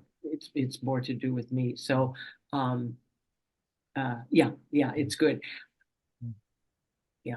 I'm glad that I had all that time on stage before I even joined Screen Actors Guild, so that Yeah. I came to know my I or started to know, let's say, my strengths and my own talent. Mm. And I think sometimes if it starts the other way, if you're in film right away, yeah, I yeah, it amazes me when I do see young talent and they're Mm. so good on camera because I think, wow, you really are gifted. But I need a different way into film and TV. Yeah, It's a good foundation, isn't it? So I I think think so. you're more stable, depending on what's thrown at you. But Yeah, I also think there's a humility that comes with theater that mm, kind of steads you well when you start doing the film and the TV, and you're not a star. You're just a cog in the wheel, and it's like I can do this. I've been in shows where I'm the butler or whatever. I can do this one day or these 3 days, whatever. It brings you into that. Yeah, yeah. It's interesting you mentioned Road to Perdition because Tom Hanks was originally considered for Groundhog Day to isn't fill it Connor's something? role. Yeah. And I think Harold said that he couldn't see Tom Hanks being as nasty as Bill needed to be. So I think he needed that kind of where Bill Murray could sort of have this darkness. I don't think Tom Hanks, he didn't perceive him as Ah, having that. I think that's why one of the reasons why Tom Hanks was dropped quite early from the running. that's it. Yeah, Um, interesting. I can see that. Yeah. But of course he would be, because I mean that 1992, that he was at the height of, I mean, it was just he mm, was huge. mm. Yeah, he stayed huge for it's a long, healthy career Tom Hanks has had.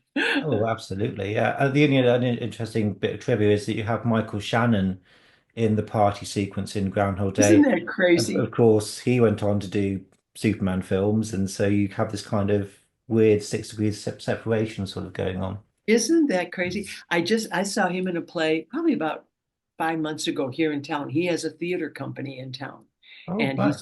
he tries to do something every year. If it's not a full 4 week run, at least a reading or something, But he's very active still in theater here, and you might see him in a bar or something. He's still around. Very very dedicated artist and a really nice guy. Yeah.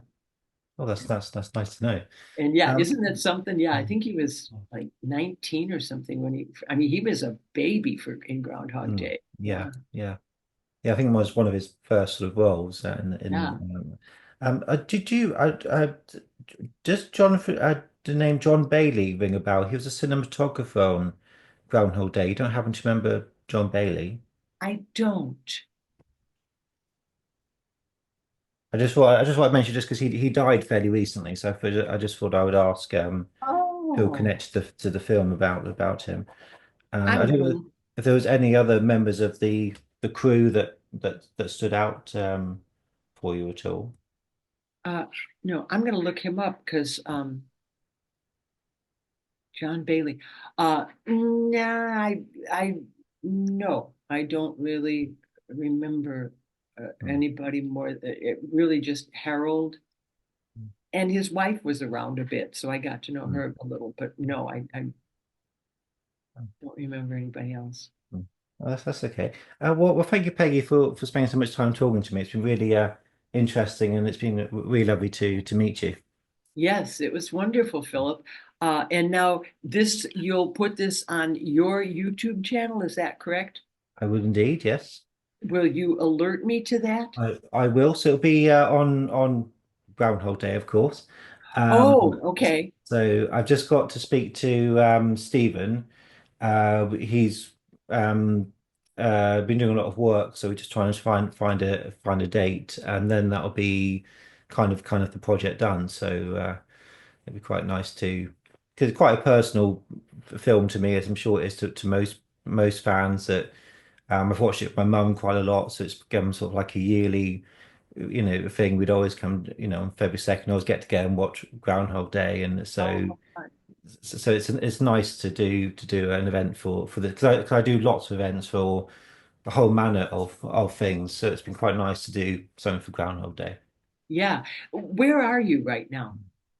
I'm down in Exeter. Exeter. Okay. So yeah, about 3 hours south of London. Yeah. Yeah. Excellent. Mhm. Well, thank you. Thanks for asking. Oh no, no, my pleasure. It was a real thrill. So I'll see you at the movies. Yes, yes, well indeed. And good luck with everything in the future, and take care. Thank you. Okay. Bye, Peggy. Catch you tomorrow. Hey, Phil? Phil? Hey, Phil Connors. Ned?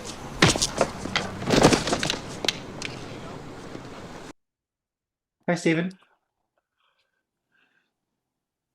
Can you hear me okay? I hear you perfectly. This is amazing. Let me see. Is this picture okay? Let me see. There, I'm in the middle. There we go. Got books behind me, so it shows that I know what I'm talking about. It does indeed, yes. Yeah. You had a nice week. Oh, it's been kind of crazy. Nothing's working. You know what that's like? Nothing. Where are you in the UK? Just outside Exeter. Have So not been there. about 3 hours south of London. Yes, yes. No, we had my wife and I had some great adventures in the United Kingdom. Great adventures in the United Kingdom. Uh, I I asked her to go on this trip before we were married, and it's a big problem when somebody you don't know to go on an international trip, and and you're driving on the wrong side of the road. Fortunately, she knew how to do that, and she gathered wildflowers along the way and took little notes about all the flowers of the field and everything, and pressed the flowers and had everything carefully organized, everything. When we got back to the United States, apparently there was a lot of actors going to the UK smuggling dope back in, marijuana back in the United States. So the guard at LAX, at the LA airport, pulled me aside with Anne, and he's like giving me the once over. Well, where were you? Where were you in England? What were you doing in England? What have you brought back? And he starts going through my clothes. Like he pulls out all my luggage, puts all the clothes out on the floor, and there are people waiting behind me, and he's shaking everything out, looking for any seeds or stems in my pocket. Then he grabs Anne's luggage and the book with the wildflowers and everything, and he drops it on the ground. And all of Anne's flowers and seeds and notes went all over the place. And Anne pushed me aside. Like, we got these cops around me, and she says, okay, now you're going to have to deal with me. You've been keeping us here for the 20 minutes. Now you get down on the floor, and I want you to pick up every receipt, every seed, everything I have. Put all my notes in order, and if they're not in order, I'm going to make you do it again. You understand? And I said, baby, this is a policeman. Let's not do this. She says, no. He's wasted our time. Now I'm going to waste your life. If you don't pick that stuff up in order, I'm going. I said, let's go. And the policeman said, get her out of here. Get her out of here. Guys, just go. Just get her out of here. So I grab her, fighting and screaming. We go out to the car, and I'm thinking, like, I got to marry this girl. This is who you want to marry. Oh, that was a great trip. But we had an amazing time in the UK. Amazing time. Oh, good. Yeah, Yes, he sounds like a nice lady to have on your side. Yes. Absolutely. Hmm. Well, thank you, Stephen, for wanting to talk to me about your experiences on Groundhog Day. It is very much appreciated. Absolutely. The first thing I wanted to ask you, how did the film come into your life to begin with? Well, like most films at that time, is you do an audition. And the interesting thing, I guess, to me about the audition, there are a couple interesting things, but one is I had just finished a movie with Alan Parker, great English director, amazing man. Uh, and I was playing the head of the Ku Klux Klan in that movie, Mississippi Burning, and the casting director was Howard Fuhrer.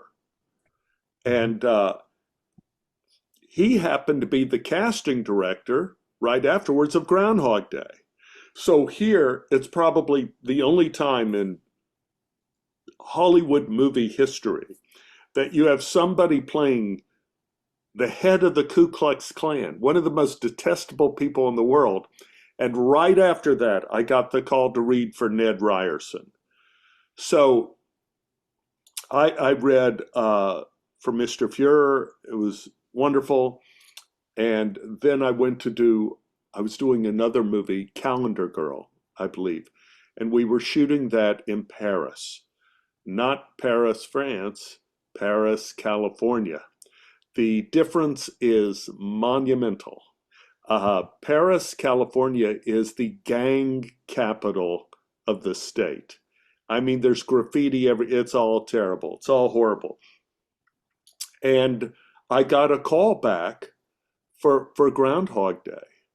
And so it was a 2 hour and 40-minute drive from Paris, California. So I drove all the way back to Los Angeles. I auditioned for Ned. And on the way back, I got the phone call that I got the part. These kind of phones had just been invented. They were like this. They were huge, but it was like, Stephen, you got the part. Now the interesting thing about the fact that I was doing this movie, Calendar Girl, is, do you know what a line producer is? Not entirely. Yeah, not entirely. A No. lot of people don't. Line producers are responsible for making it happen. They are responsible for scheduling and everything like that. But because I was in Calendar Girl, of all things, the line producer was the same line producer that was going to be for Groundhog Day. And so I would have to finish Calendar. No. Hold it. I got to stop all this. Yeah, no worries. Got to stop all this and see, out of everything, I didn't turn my phone off. Let me turn the phone off. Yeah, these people. Here we go. Happy New Year, Stephen.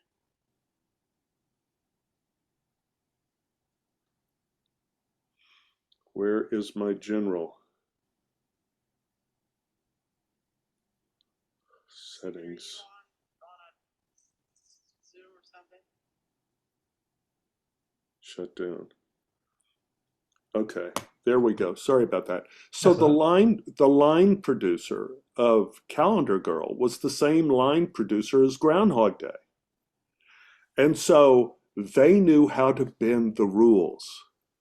So that meant in the rules in the United States, you were supposed to have a certain amount of time in between when you work. You're supposed to be able to go home and eat and go to bed and do whatever. You're supposed to have a night off. But I didn't, because the line producer said, well, we got to get you right to Chicago and to Woodstock, Illinois to shoot Groundhog Day. So I got to Woodstock, Illinois after I was doing the movie. Through a series of flights, I got to my hotel room at 2 in the morning. 2 in the morning? That's right. 2 in the morning. And my call was going to be 7 o'clock in the morning on the town square. So I set my alarm for 6, and I had 4 hours of sleep. And I was first up with Bill Murray starting to do our street scenes going up and down the street. Oh, Phil, that was first up on Groundhog Day. So I remember I looked at myself in the mirror at 2 in the morning after shooting Calendar Girl and traveling across the country, and looking myself in the eye and said, Stephen, this is the moment you have to do it.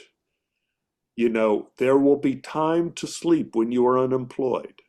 You have got to be right tomorrow, and not, you can't say, oh, I'm sorry, Bill. Oh, I'm sorry, Harold Raymond. I'm so sorry. I'm sleepy. I can't do this now. You got to step up and do it. And so I was very, very happy. It all turned out good. The first day of shooting turned out good. And there was another interesting thing about, should I tell you another interesting thing about the first day? Or Please did you do, have yes. another? No, go ahead. Okay. So first thing that happens is Bill Murray comes up to me and says, show me what you're going to do. Very seriously. I said, I just, bing, bing. You know, I did kind of, he says, okay, you could do that. That's funny. Okay, you could do that.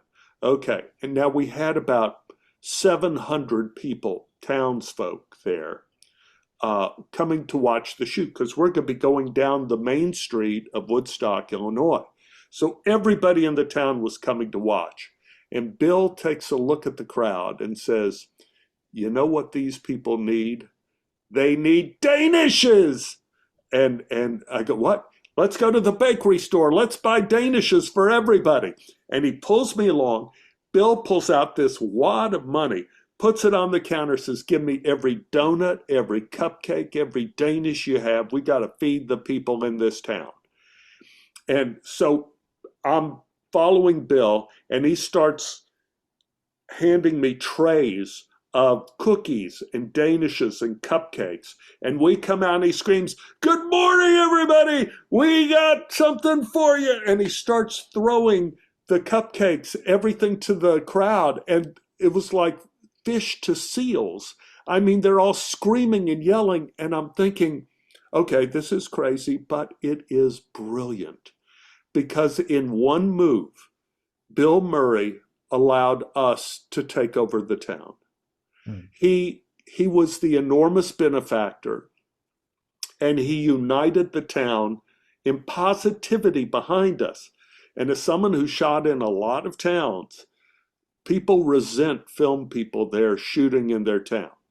They resent the fact that this has broken their life up, and now this street's blocked and that street's blocked. Bill vanquished all of that with his insane gesture of throwing 100 cupcakes and Danishes to the screaming fans. And then we did our scene. There was a young man, Jim Kesselweis, I believe his name was. He was a second AD. He was something. It was his first job, first movie. And his job was to kneel off camera and point when I stepped on the brick that I was supposed to step on the cobblestone street, to go, oh, Phil, and turn, because it's the same day over and over again, right? So my entrance has to be exactly the same. I have to step on the same brick of the street, turn with the same hand, same gesture, and run up to Bill Murray. His job was to go, that's the brick. And what you do is you walk backwards 3 steps, hold it, and then they say action, you walk up, Jim Kesselweis goes this, oh, Phil. So that was his job. That was Mr. Kesselweis' job. Later on in my life, he ended up being the executive producer of Silicon Valley. And so always be nice to people, even if they're pointing at the bricks, because one day they're going to be your boss. And you're going to want to make sure you haven't treated them badly in the past. Oh yeah, yeah. Never burn your bridges. Yeah. Because you were there for quite some time in Woodstock, I take it. Yeah, A yeah, number of weeks. yeah. And we shot a lot of the movie that I was in probably in the first couple weeks, Mhm. and then I had some days off where I could lounge around in the town, and they were shooting all the scenes with Bill and Andy, and Bill driving with the Groundhog and all of that kind of stuff. Uh, there was one other strange event that happened the first day of shooting. A lot of strange events. So Bill has thrown his donuts and everything out, and we're getting ready to start the scene for the first time. And I'm looking at this crowd, and at the end of the line of people way down at the end, like this big, uh, is somebody that I had recognized. I'm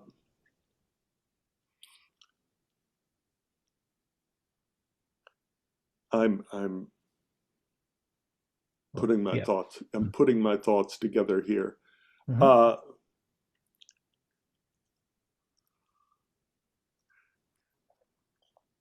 Yeah.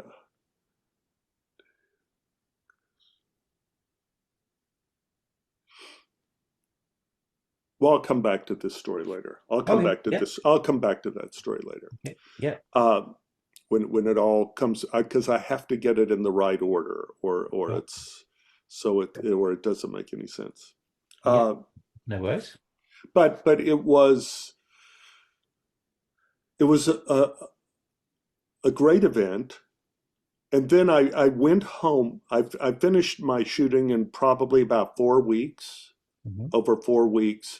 And then I went home back to Los Angeles, and I got a call from Trevor Albert, our executive producer, saying, Stephen, we're putting more Ned in the movie. You have to come back out. I'm going, oh, no. So I came out, and they were going to stick me.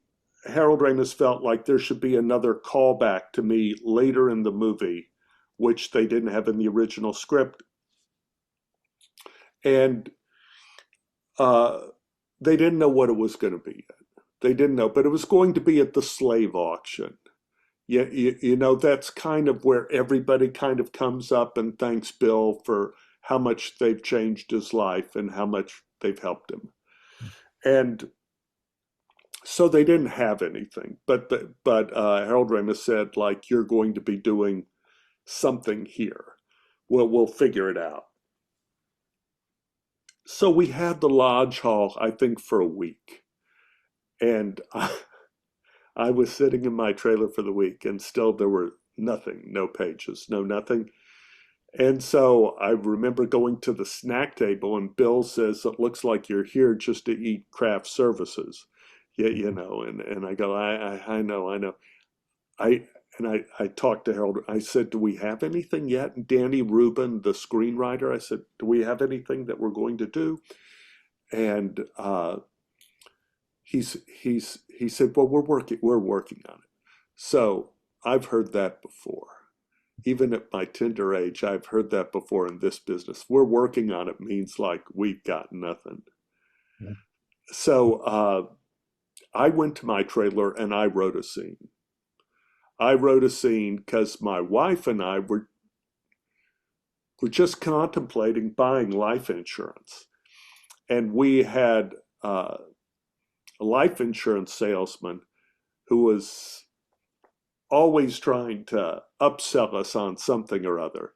His name was Dennis, and I thought, well, what if I do something like what Dennis would say on the phone about all the things we needed, all the different kinds of insurance we needed? So I wrote a scene about all the kinds of life insurance and safety insurance and death and dismemberment clause and all this kind of stuff.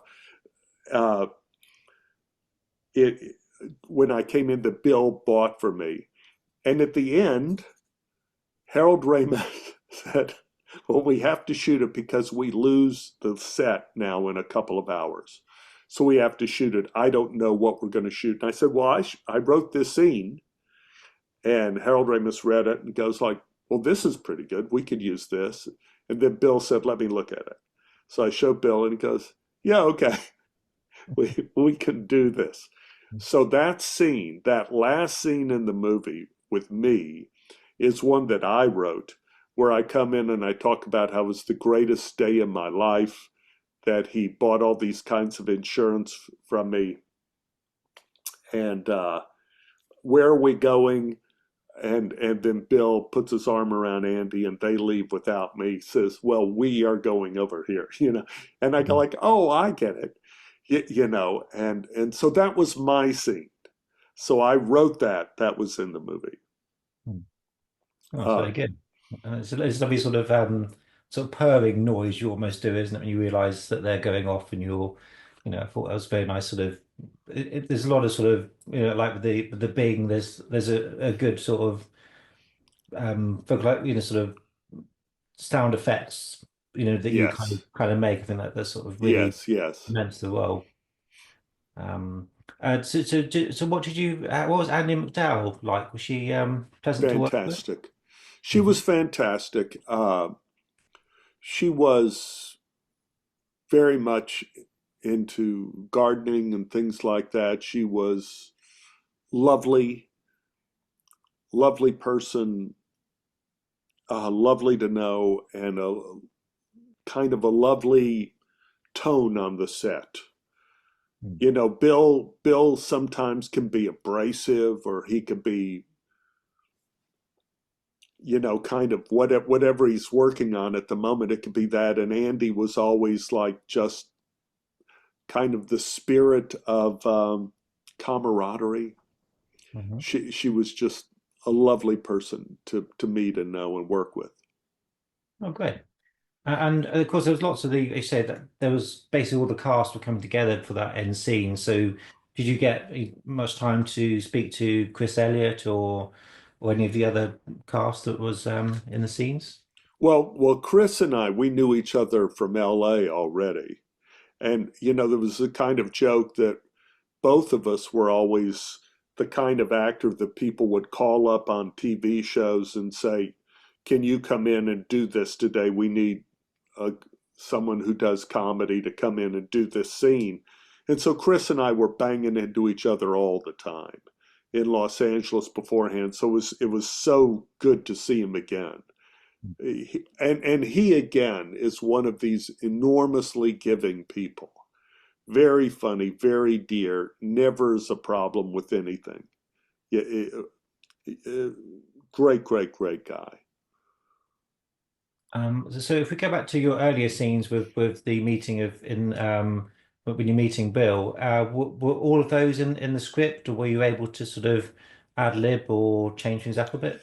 Well, originally there were like 9 of those scenes in the script, something like 9 of the morning scenes on the street, and I think they ended up cutting it down to like 4 or 5 scenes, and they were all kind of the same with slight variations, basically to show the change in Bill's character. As he realizes he's part of a nightmare, he resists the nightmare, he takes over the nightmare, he makes it his own. All these different attitudes he had, and my job was always to kind of be the same. But we shot a lot of the scenes that are still in the movie pretty much the first couple days. We shot the punch, Bill punching me, all that stuff we shot right at the beginning. And I think the script changes they made were fabulous. I think, we get enough of Ned in the movie, and I guess they had little subtle moments that I think were lost in the movie. The diner that Bill goes to, there's a whole bookshelf in the diner, and there's like an encyclopedia. And there was originally this kind of series of scenes where you see Bill working through the entire set of books that's in front of him. And you get an idea that he's there for a long, long, long, long time. This is something I asked, I remember Harold Ramis when the movie was done. Movie was done and at Trevor Albert's house out here in California. We were having a little party.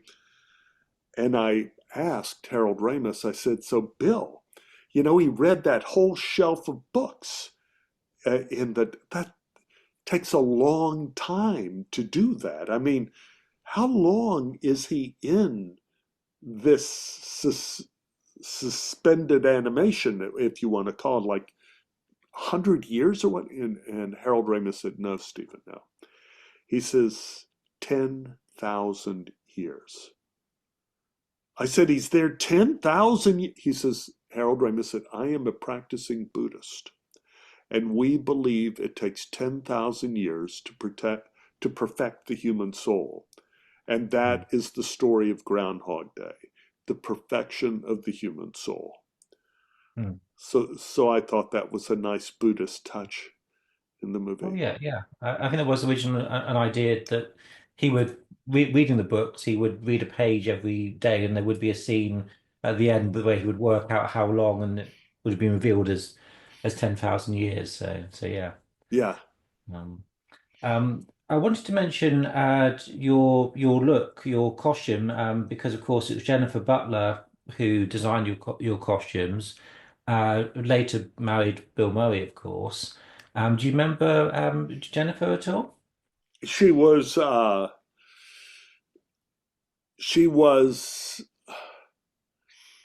a funny, fiery, beautiful girl.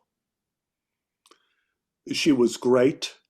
Again, it was a great crew, a great set of, a crew can ruin a movie.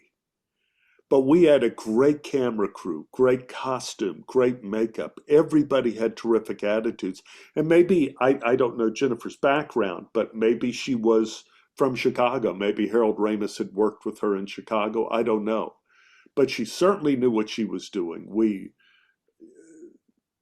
And I think one part of the longevity of Groundhog Day, besides it being such a delightful movie and such a great kind of story, is that it was shot in the dead of winter outside of Chicago, because fashion doesn't change in the winter. You don't have to worry about hairstyles because women are all wearing babushkas, and you don't have to worry about, dresses with that look like or whatever, because everybody's wearing overcoats and scarves. Winter clothes rarely change. And so if you see Groundhog Day today, it basically looks like it could be shot tomorrow. Yeah, but Jennifer was great sense of humor, and again, very efficient. My relationship with her was just very, because they only had to get the one coat for me, right, and the gloves and the hat and the scarf, all that, get that approved. And that was what I was going to wear for the next 10,000 years.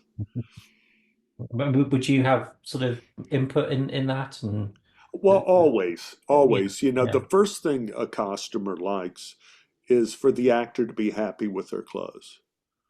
So you usually you go through and you pick 2 or 3 things that you like. This is my first choice, second, third. And then you go show it to the director and get their approval.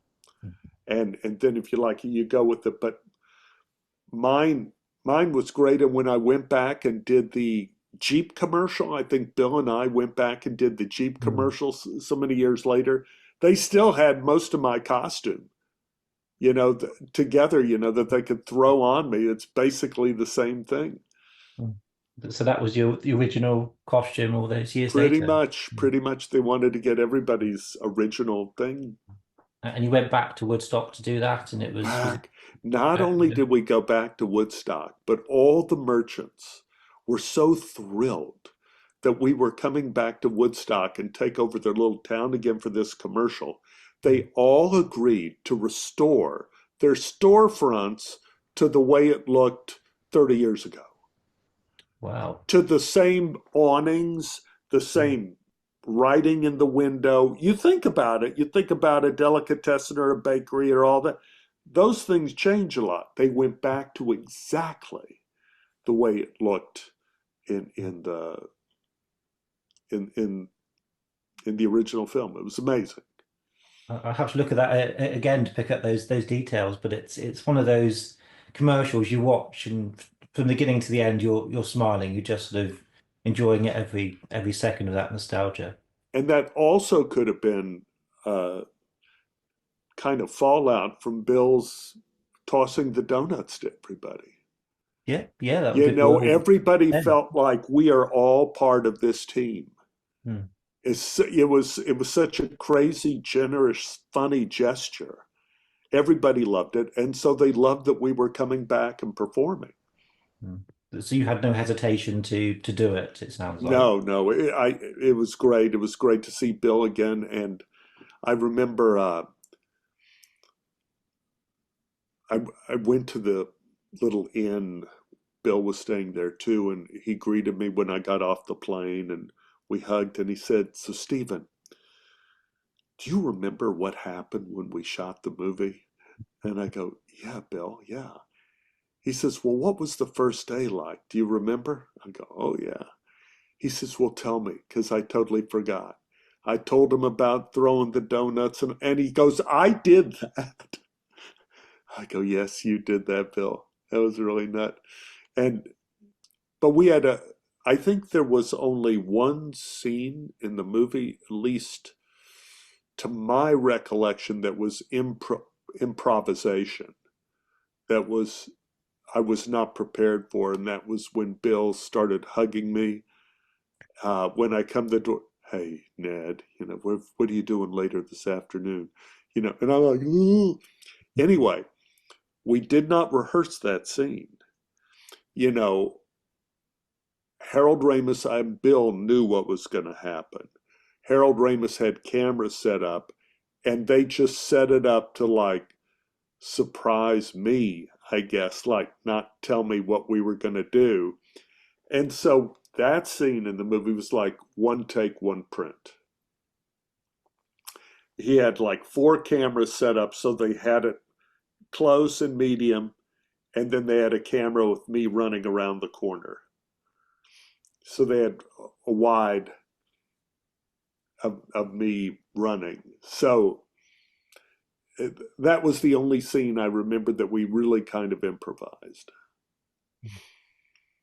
It's a great moment, isn't it? It's yeah, it's a very good moment. Yeah. So obviously, Bill and Harold Ramis worked obviously very well together. Of course, they had a great history. Did you find Harold a delight? Was he what kind of what kind of a director was he? Was he kind of sort of an actor's director, I guess? Of course, being his acting background. I would say yes. And a comic actors director. I Mm. remember I came to him after doing the street scene a few times the first day. And I went up to Harold. I said, like, is this okay? Because I'm kind of broad, with the, I'm kind of like, would play in the Roman Colosseum. I mean, do you want something a little smaller or anything? And he said, "Stephen, do you know about the schlemiel and the schlemazel?" And I go, "No." And he said, "Well, that's Jewish theater, Jewish comic theater way back when. They had 2 characters, the schlemiel. The schlemiel spills soup, and the schlemazel is the guy who gets soup spilled on him."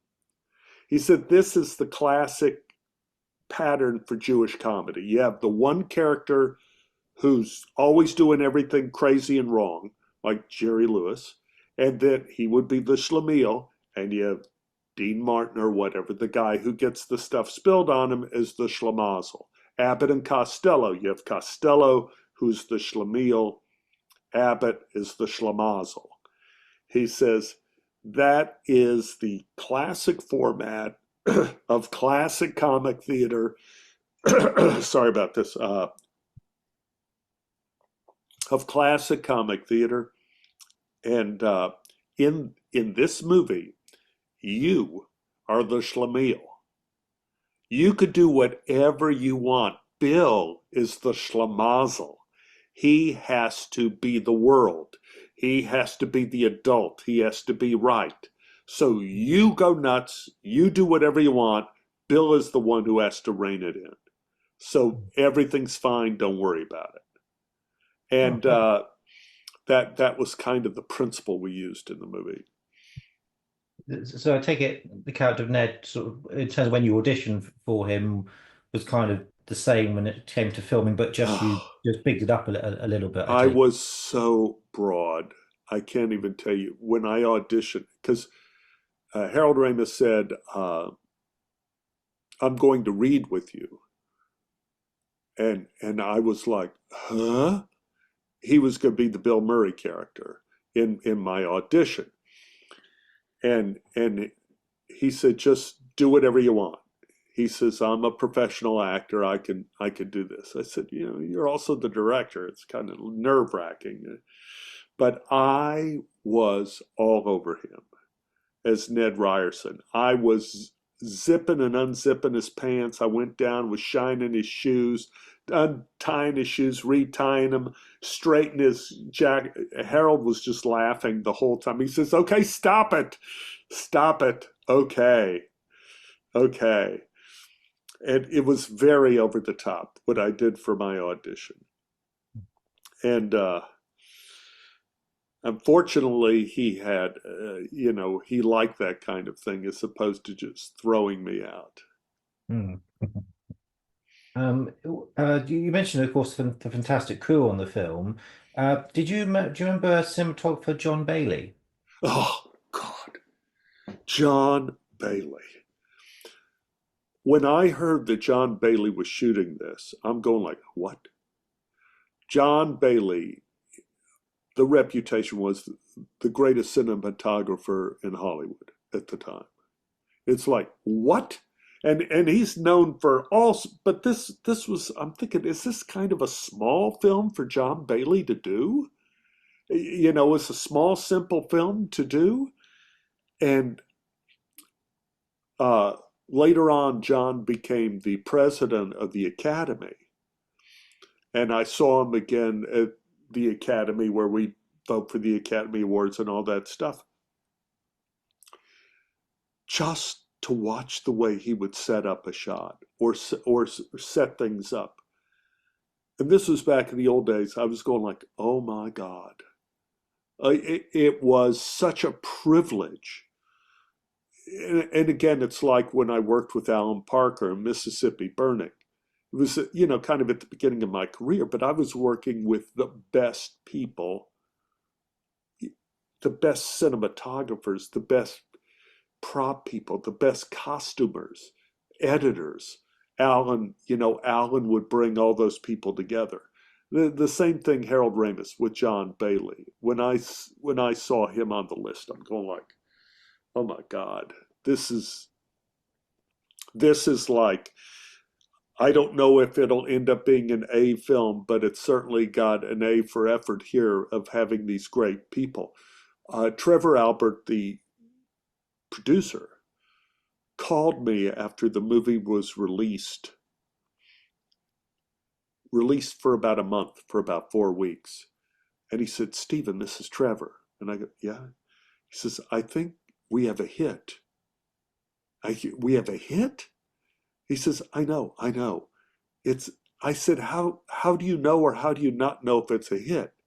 He says, when movies, especially comedies, are released, most of the people go see it the first week.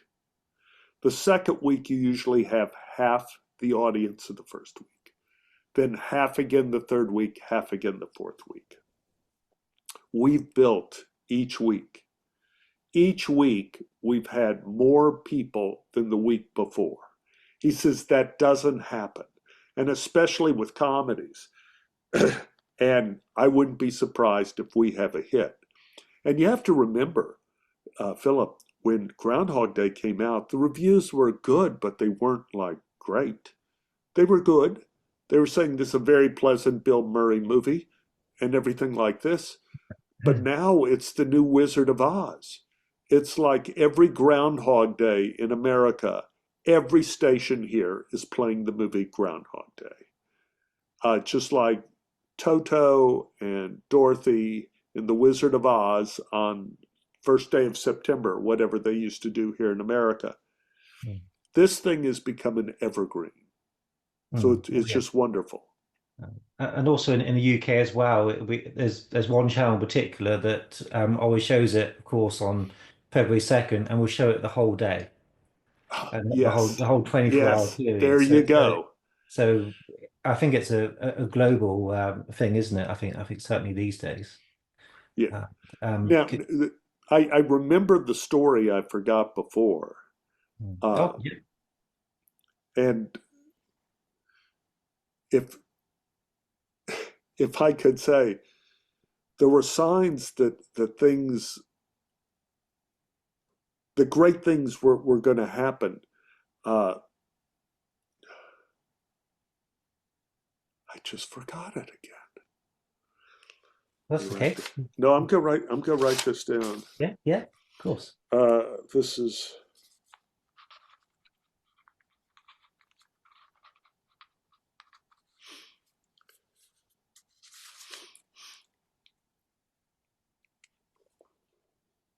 amazing.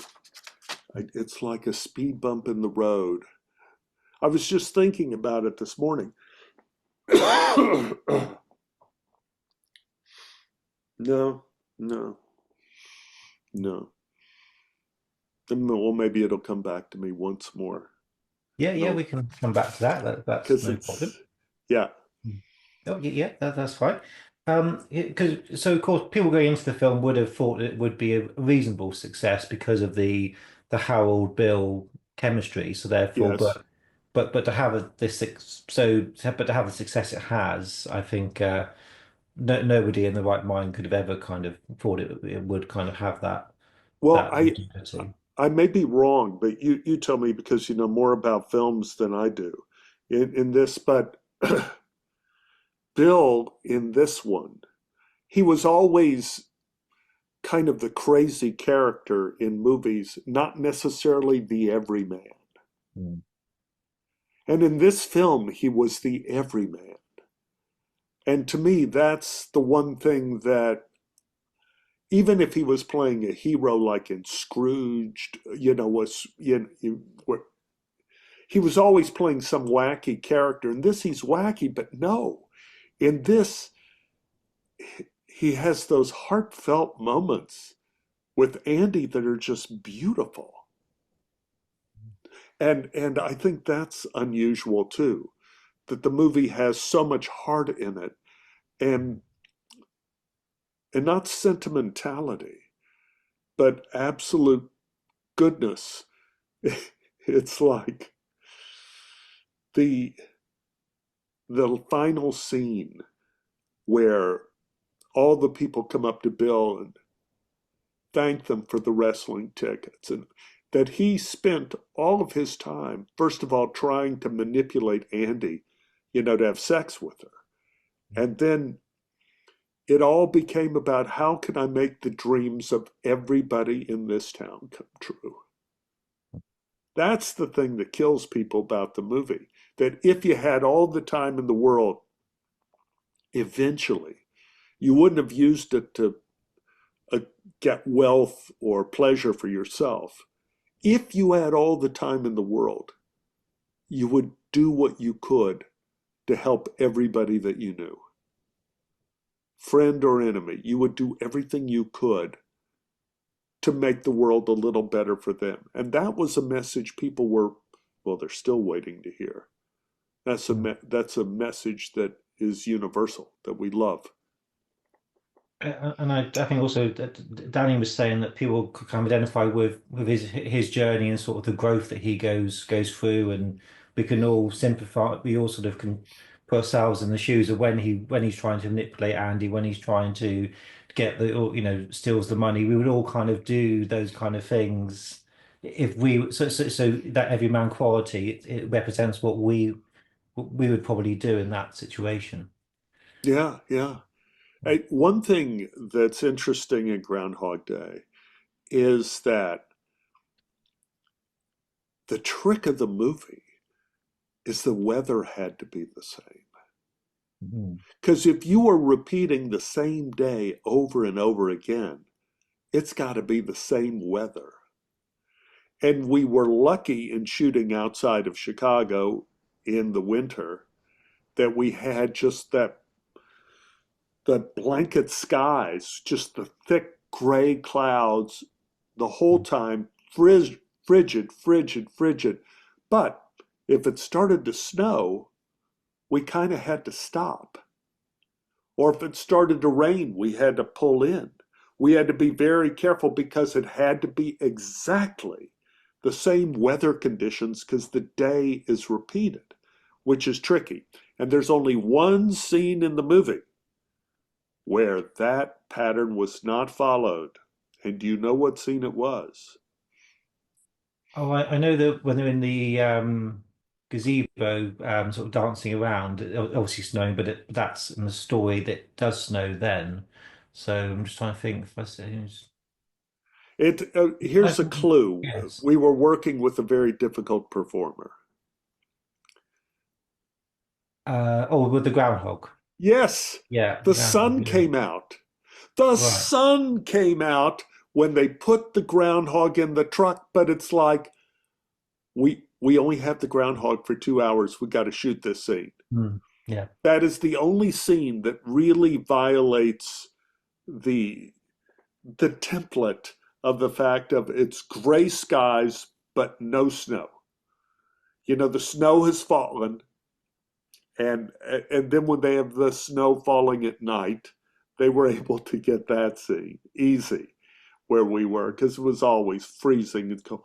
And the other tricky scene is at the very end of the movie when Bill carries Andy off out of down the sidewalk and through the archway and everything. That scene was rehearsed, and when you have a film crew, you have like about 40 people or whatever on a film crew, and it had snowed the night before, and the problem was footprints. So you rehearse the scene, and you have 40 people there walking around, and it looks like the army has been marching, to a battle in World War I. There's boot marks everywhere, and then it took like about 30 minutes for the groundskeepers to like get rid of everything and make it like new fallen snow again, so Bill could do the scene where he and Andy leave. And Harold Ramis said, so this is the deal. You'll take her, you'll open the gate, you'll run out of the inn down the street, and you'll just keep going, and then we'll clean up the street, we'll do it again. Whatever. So they cleaned up the snow. We started to shoot it. Bill goes with Andy to the front gate of the inn, and the gate has been snowed in. And with the guys sweeping the snow, they put snow up so Bill couldn't open the gate. But Bill, being Bill, was not going to be denied. It was not going to. So he lifts Andy up over the threshold, over the gate, and goes through, and then the two of them run down again. And Harold Ramis just goes, cut, print, because it was this beautiful symbolic thing of like the marriage archway, like we're together going down the street. So it was amazing, amazing that they only got that in one take because Bill was not going to wait for 40 minutes for them to sweep the snow. That was not going to happen. So we improvised. Okay. I have my story from the beginning. Okay, lovely. It's come back around. The brain has come back around. So Bill and I, we throw all of the candy, all the cupcakes and everything to the audience. We're getting ready to do the scene. And at the end of this long line of people, like 700 people there, the very end, there is a guy I know from my past, a guy named David Nichols. David Nichols has passed away now. David Nichols, I saw him 4 days in my life. Now, this is kind of like a science fiction movie. 4th day I saw David was the first day of shooting a Groundhog Day. He's in the crowd. He's at the very end. They've asked David to come out and work with the art department to help set up Groundhog Day. So I come out and I see David, and he sees me and he gestures to me. The day before, that was the 4th day I saw David. The 3rd day I saw David was years earlier, probably 4 years earlier, in Memphis, Tennessee. Not in Chicago, Memphis, Tennessee, shooting Great Balls of Fire. They had called David out to work in the art department of that movie, and that was the day my wife, my girlfriend, Ann, flew out from Alaska. She was working in Alaska. She had a day off. She flies to Nashville, Tennessee. We got married at the courthouse by a guy dressed like Elvis, just because he was the only judge there at the courthouse and he was going to a Christmas party afterwards. New Year's Christmas party afterwards. I come back to the Radisson Hotel. There is David Nichols, who's working at the art department, and he gives me a toast, me and Ann, a toast on the day I got married. The second time I saw David Nichols in my life was his brother Chris Nichols in Dallas said, well, David is working on a movie in Los Angeles. When you go out to Los Angeles, call him up and maybe you could have lunch with him. So I come out from Texas to Los Angeles, my first week in LA. I called this number, David Nichols, and said, well, I'm working on a movie now. Why don't you come out and have lunch with me? Okay. I come out to have lunch. He is shooting with Martin Scorsese, Robert De Niro, Liza Minnelli. I come out. David is sitting at the table with those cats. And I sit there and David says, everybody, this is a friend of mine from Dallas, Texas, Stephen Tobolowsky. De Niro's looking at me like, who is this guy? And Liza Minnelli was very friendly, and Martin Scorsese's going, why am I meeting this guy? You know, so that was the second time I met him, was my first day in Los Angeles. David Nichols introduced me to Martin Scorsese, Robert De Niro, and Liza Minnelli.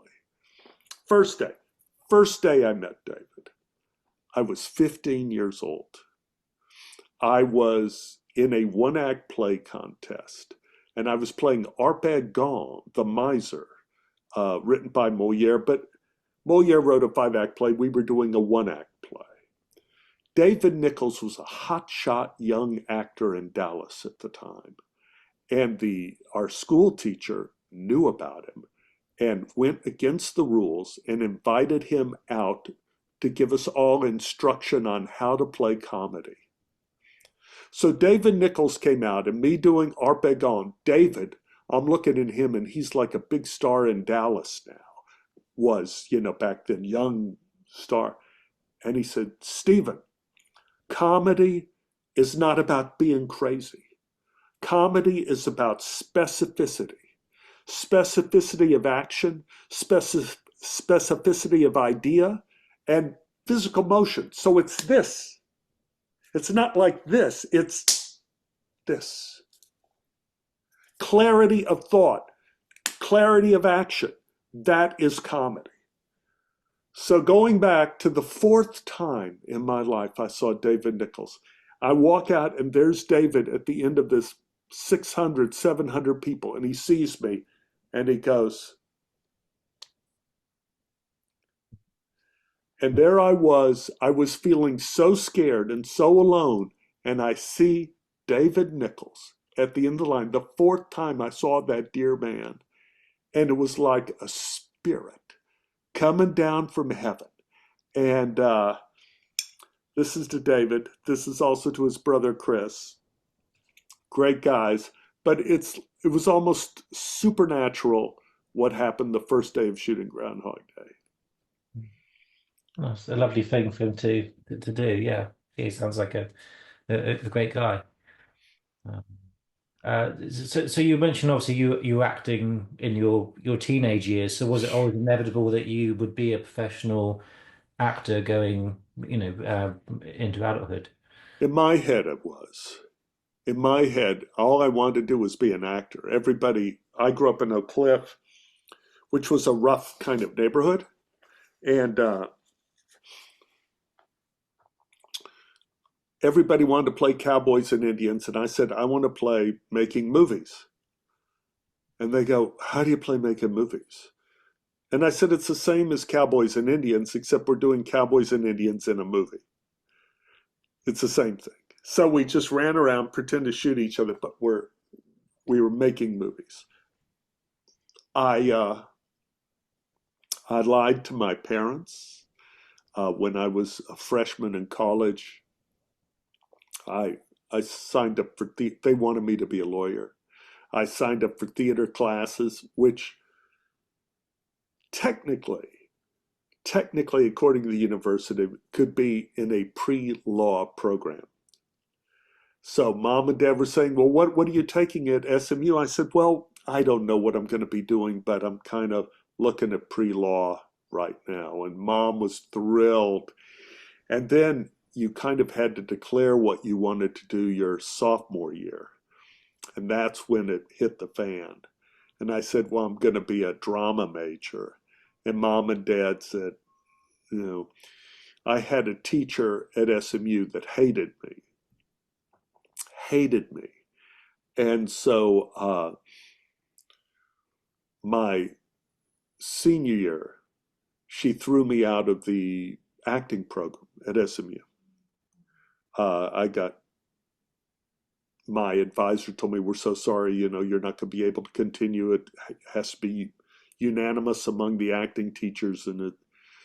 But I went out to a theater in Dallas that was an equity theater, professional theater, and got my equity card instead and became kind of a star in Dallas, doing like Jesus and Godspell and Algernon and The Importance of Being Earnest. And, I was a young, handsome guy who did comedy with hair and everything. And I could do these kind of things. And it made my teachers furious that I went ahead. I got my SAG card and did a movie in Dallas. And I remember first show I did on Broadway, the teacher, Joan Potter, came backstage and she said, you're still no good. And I go, yeah, and you just paid $125 to see me. But so I was determined to be an actor from the very beginning. And it's been kind of what I thought it was going to be. It's a lot of adventures, little bitty adventures that add up to an adventuresome kind of crazy life. So your mum and dad didn't have any kind of history in the arts or anything? There was something. No, heavens, no, they didn't want anything to do with it. However, they were very happy to come see me on Broadway.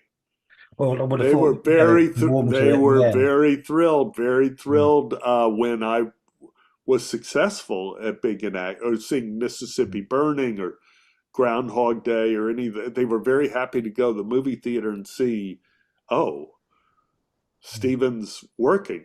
This is good. And I'm lucky in that I always worked. There wasn't, I didn't make any money, but I was always working at acting. I didn't have to have another job. I started doing children's theater, and I did a commercial here or there. I had I don't know if this interests you at all. This is, you look back at your life and you go, well, this was the moment that. And I had the moment that I had an acting teacher at the University of Illinois, and he said, always say yes to every opportunity that comes your way and always be in acting classes. So when I came out, the same week I met David Nichols with Martin Scorsese and Robert De Niro and Liza Minnelli. Same week.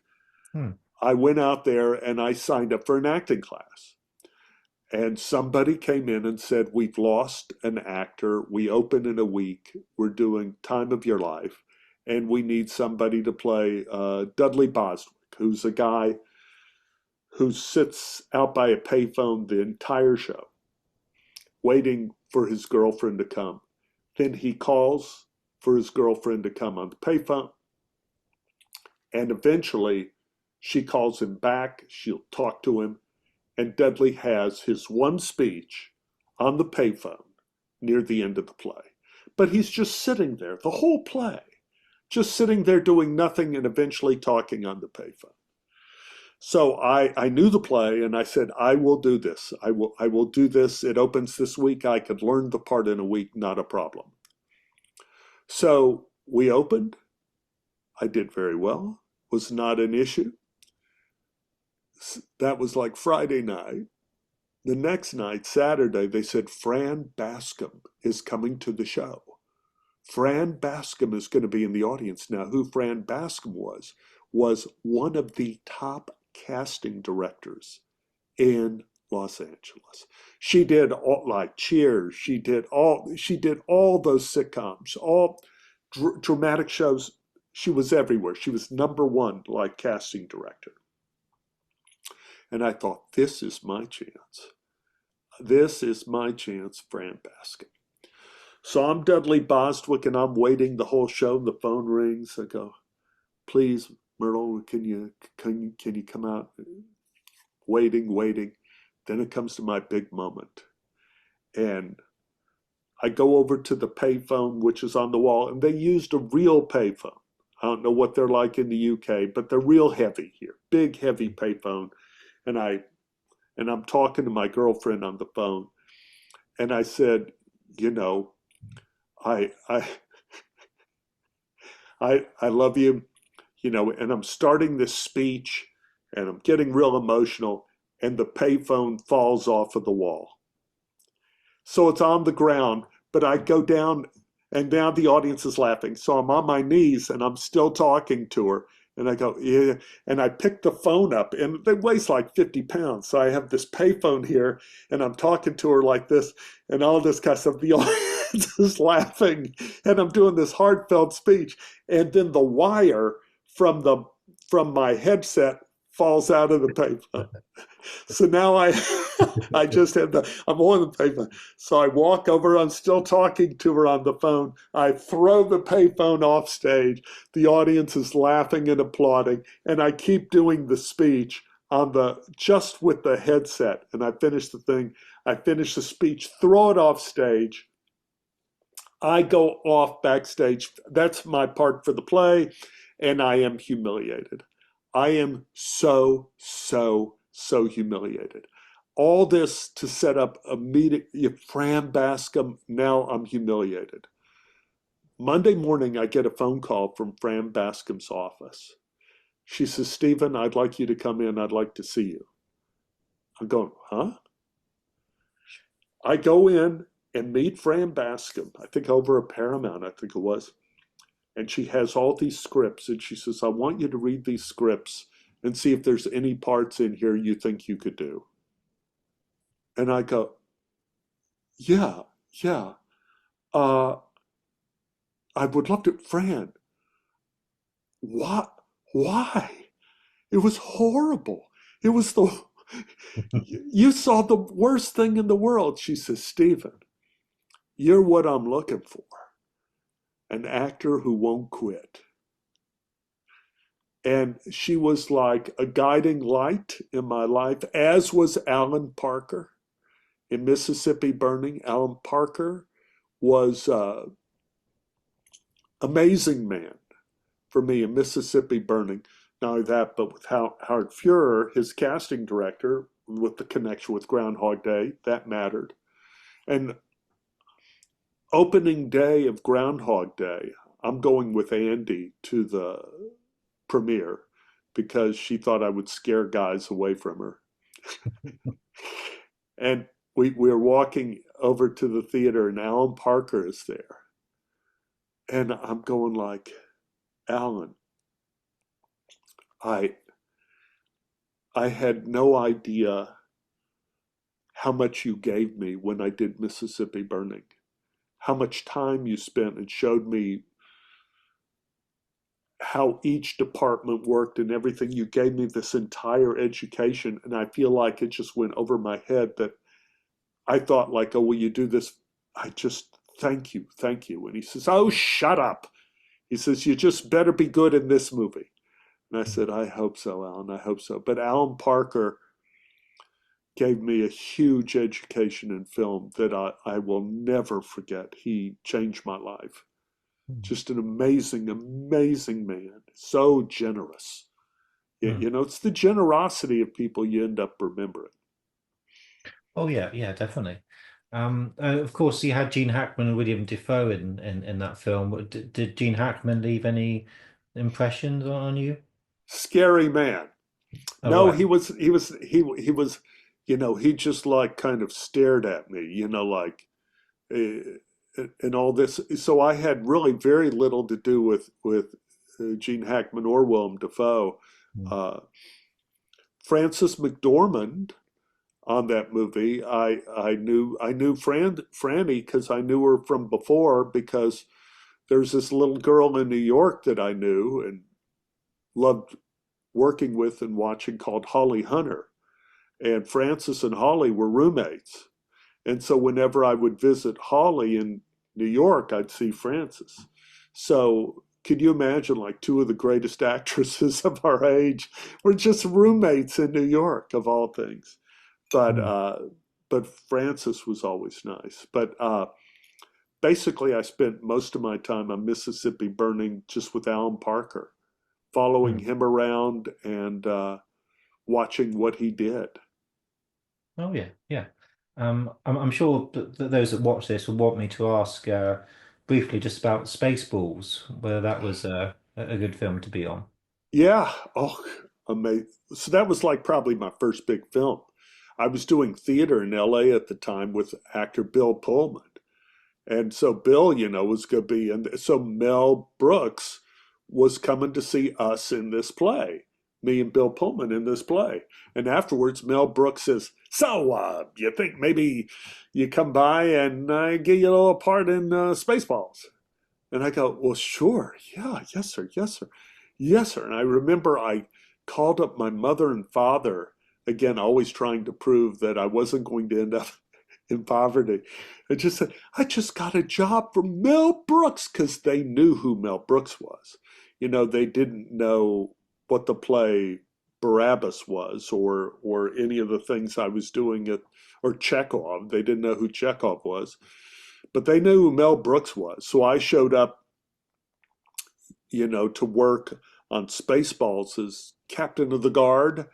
And Mel Brooks says, so show me, let me see you do what you're going to do. Okay, yeah, all right, yeah, that's fine, that's fine. And yeah, no, you like this. Okay, that's good, that's good. Okay, you start tomorrow. You'll work tomorrow. Okay, that's good. We'll shoot you tomorrow. So I called home. They're going to pay me $1,000. $1,000. I was making at the time anywhere between 120 and 220 a week. And they're going to pay me $1,000 for the day to do captain of the guard as Spaceballs. So I go there that day and they don't shoot me. And I just sitting around all day, and the AD says, we'll come back tomorrow and we'll shoot you. So I came back the next day, didn't shoot me. Came back the next day, didn't shoot me. Came back the next day, didn't shoot me. So that's like Monday, Tuesday, Wednesday, Thursday, and I'm getting PO'd.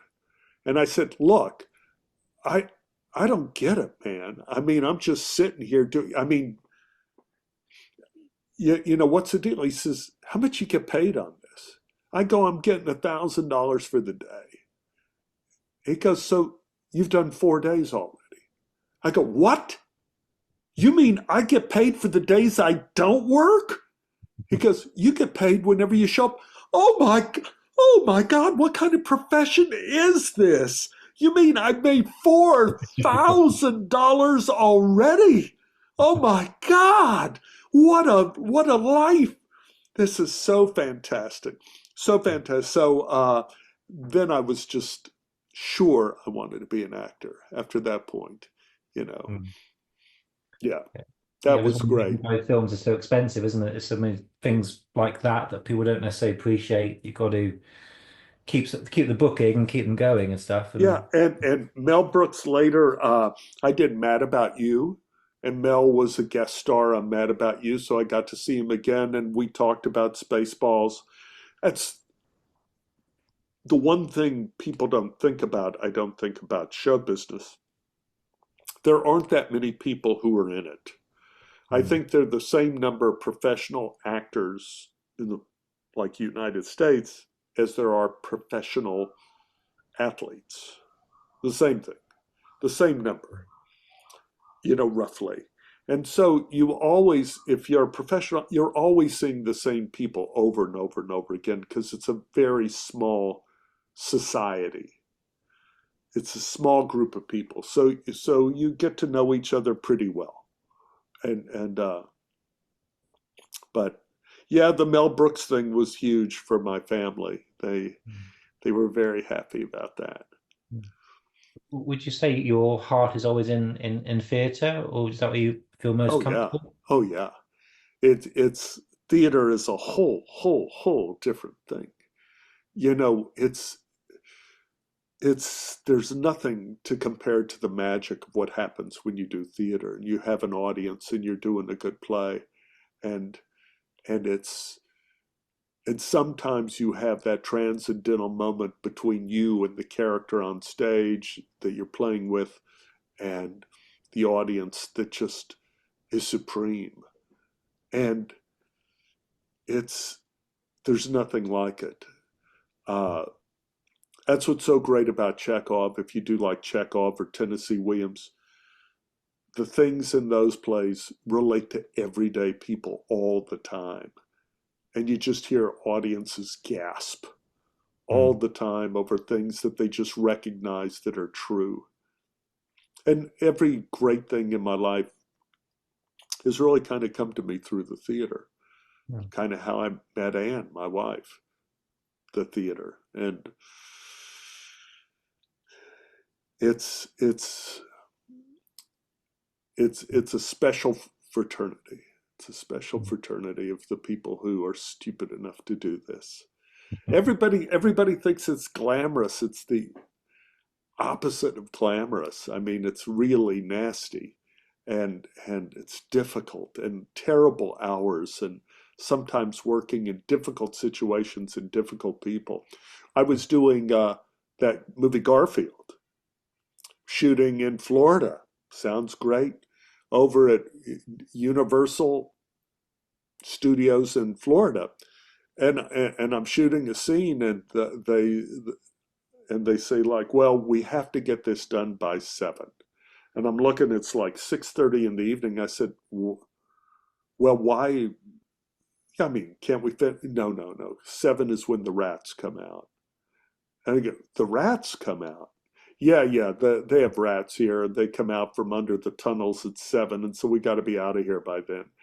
I go, okay, all right. So we got 30 minutes. Let's get out before the rats come out. Well, let me tell you, at about 5 minutes after 7, we were leaving the set, and it was like a science fiction film. There are canals all around there, and hundreds of rats were coming up out of the canals, running over, because it's Universal, and so people drop popcorn and they drop food, and the rats are just ravaging over everything. And we just started running to the cars. It's like, oh my God, it was like science fiction. You know, you're never in really the fabulous place you think you're going to be.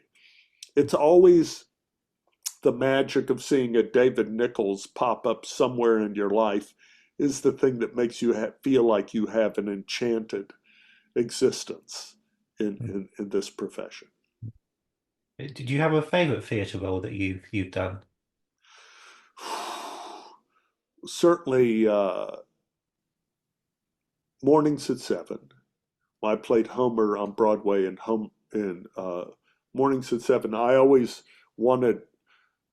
loved Julie Haggerty. And I always said, like, is there some way I could ever meet this person? And so I ended up in a movie that Julie Haggerty was in, and it was shooting up in Canada, and she was never there the same time I was there. And I'm going like, damn, I just feel like I got to meet this woman. I just think she's so great, such a great actress, great comedian. So I went and auditioned for Mornings at 7 in New York. And the deal was this: they would pay for my flight and my hotel as long as, if I was accepted to do the show, I would not say no. If I was going to say, well, no, I'll audition for the Broadway show, but if I just got offered a movie or I got offered a TV show, I'm going to stay in LA. No. They would pay for everything if you came up and do it. So I asked my wife, I said, what should we do? You know, because if I get this and I go to New York, I'm going to be away from you and the kids. And she said, Stephen, this is why we're alive. Go do it. So I went and auditioned. I finished the audition, and Dan Sullivan told me, you have the part. Right after the audition. So I go home and I call Ann and said, I'm going to be doing this show on Broadway. And they said, well, who's playing your girlfriend? I forgot to ask. So I called up the producers and said, who's playing my girlfriend in the show? Oh, we've cast Julie Haggerty. So Julie Haggerty got to be my girlfriend on Broadway for a year. Huge hit play. Then we came out to Los Angeles and did it out here for about 4 months. So again, it's that magical thing that sometimes can happen. And now Julie and I are like best friends. And, we're on each other's side all the way. And it's just kind of that the little miracles can happen when you do kind of a make-believe profession like acting.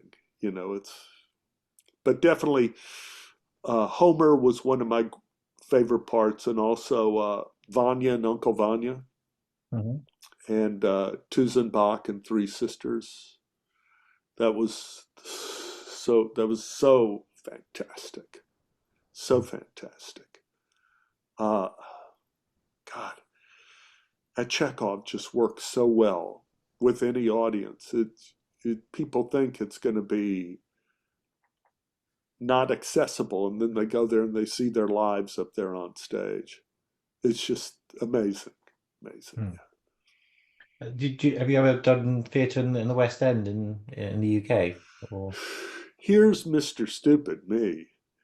So anyway, I'm back in Los Angeles, and Danny Rubin asked me, would I like to come to the West End and do Groundhog Day, the musical? Right. And I said, Danny, I'm doing a show here now in Los Angeles, and I've been traveling a lot, and no, I don't think so. So I turned down doing Groundhog Day on the West End where it was a hit. But I would have been in London for months, and I would have been away from my wife and family again. That would be difficult. So in a way, you can't do everything. So I just stayed here and did television, I think, doing the TV shows I was doing. Because it's always been, I think it was, we arrived last year in the West End, and I think it's always something that might pop up. So maybe one day you could see yourself perhaps Yes, doing that. on Groundhog's Day, I'm going to go to where we shot Groundhog's Day, Woodstock, Illinois, and they are doing a production of Groundhog's Day at the Opera House there. And they asked me if I would do a surprise walk-on for the people of that, but I wouldn't be playing Ned. That's like a real part that you have to rehearse for in a musical. But I'd be doing some kind of walk-on of some sort. Yeah, so there'll be some time. I think I'm probably too old for Ned now, but it's because Ned has to be really the contemporary of whoever plays. Bill's part. They went to high school together, so you can't have a 70-year-old Ned and a 30-year-old. You can't do that. The last film I wanted to mention of yours is Mr. Margot with Leslie Nielsen, the Disney film. Do you remember Leslie Nielsen at all? Yes, I do. And I'm living in his kind of life now. Leslie had trouble hearing. He was kind of deaf, and it made it difficult, but he didn't want to bring it to the forefront. So he always had a fart machine in his pocket. So he would walk through and people go, "Oh, Leslie, we have a question for you." He'd pull out the fart machine and walk around and laugh and leave. So he didn't have to deal with the fact that he couldn't hear what they asked. I had a COVID thing a couple years ago, and I lost hearing in my left ear. And I go like, "Oh, I'm in Leslieville now."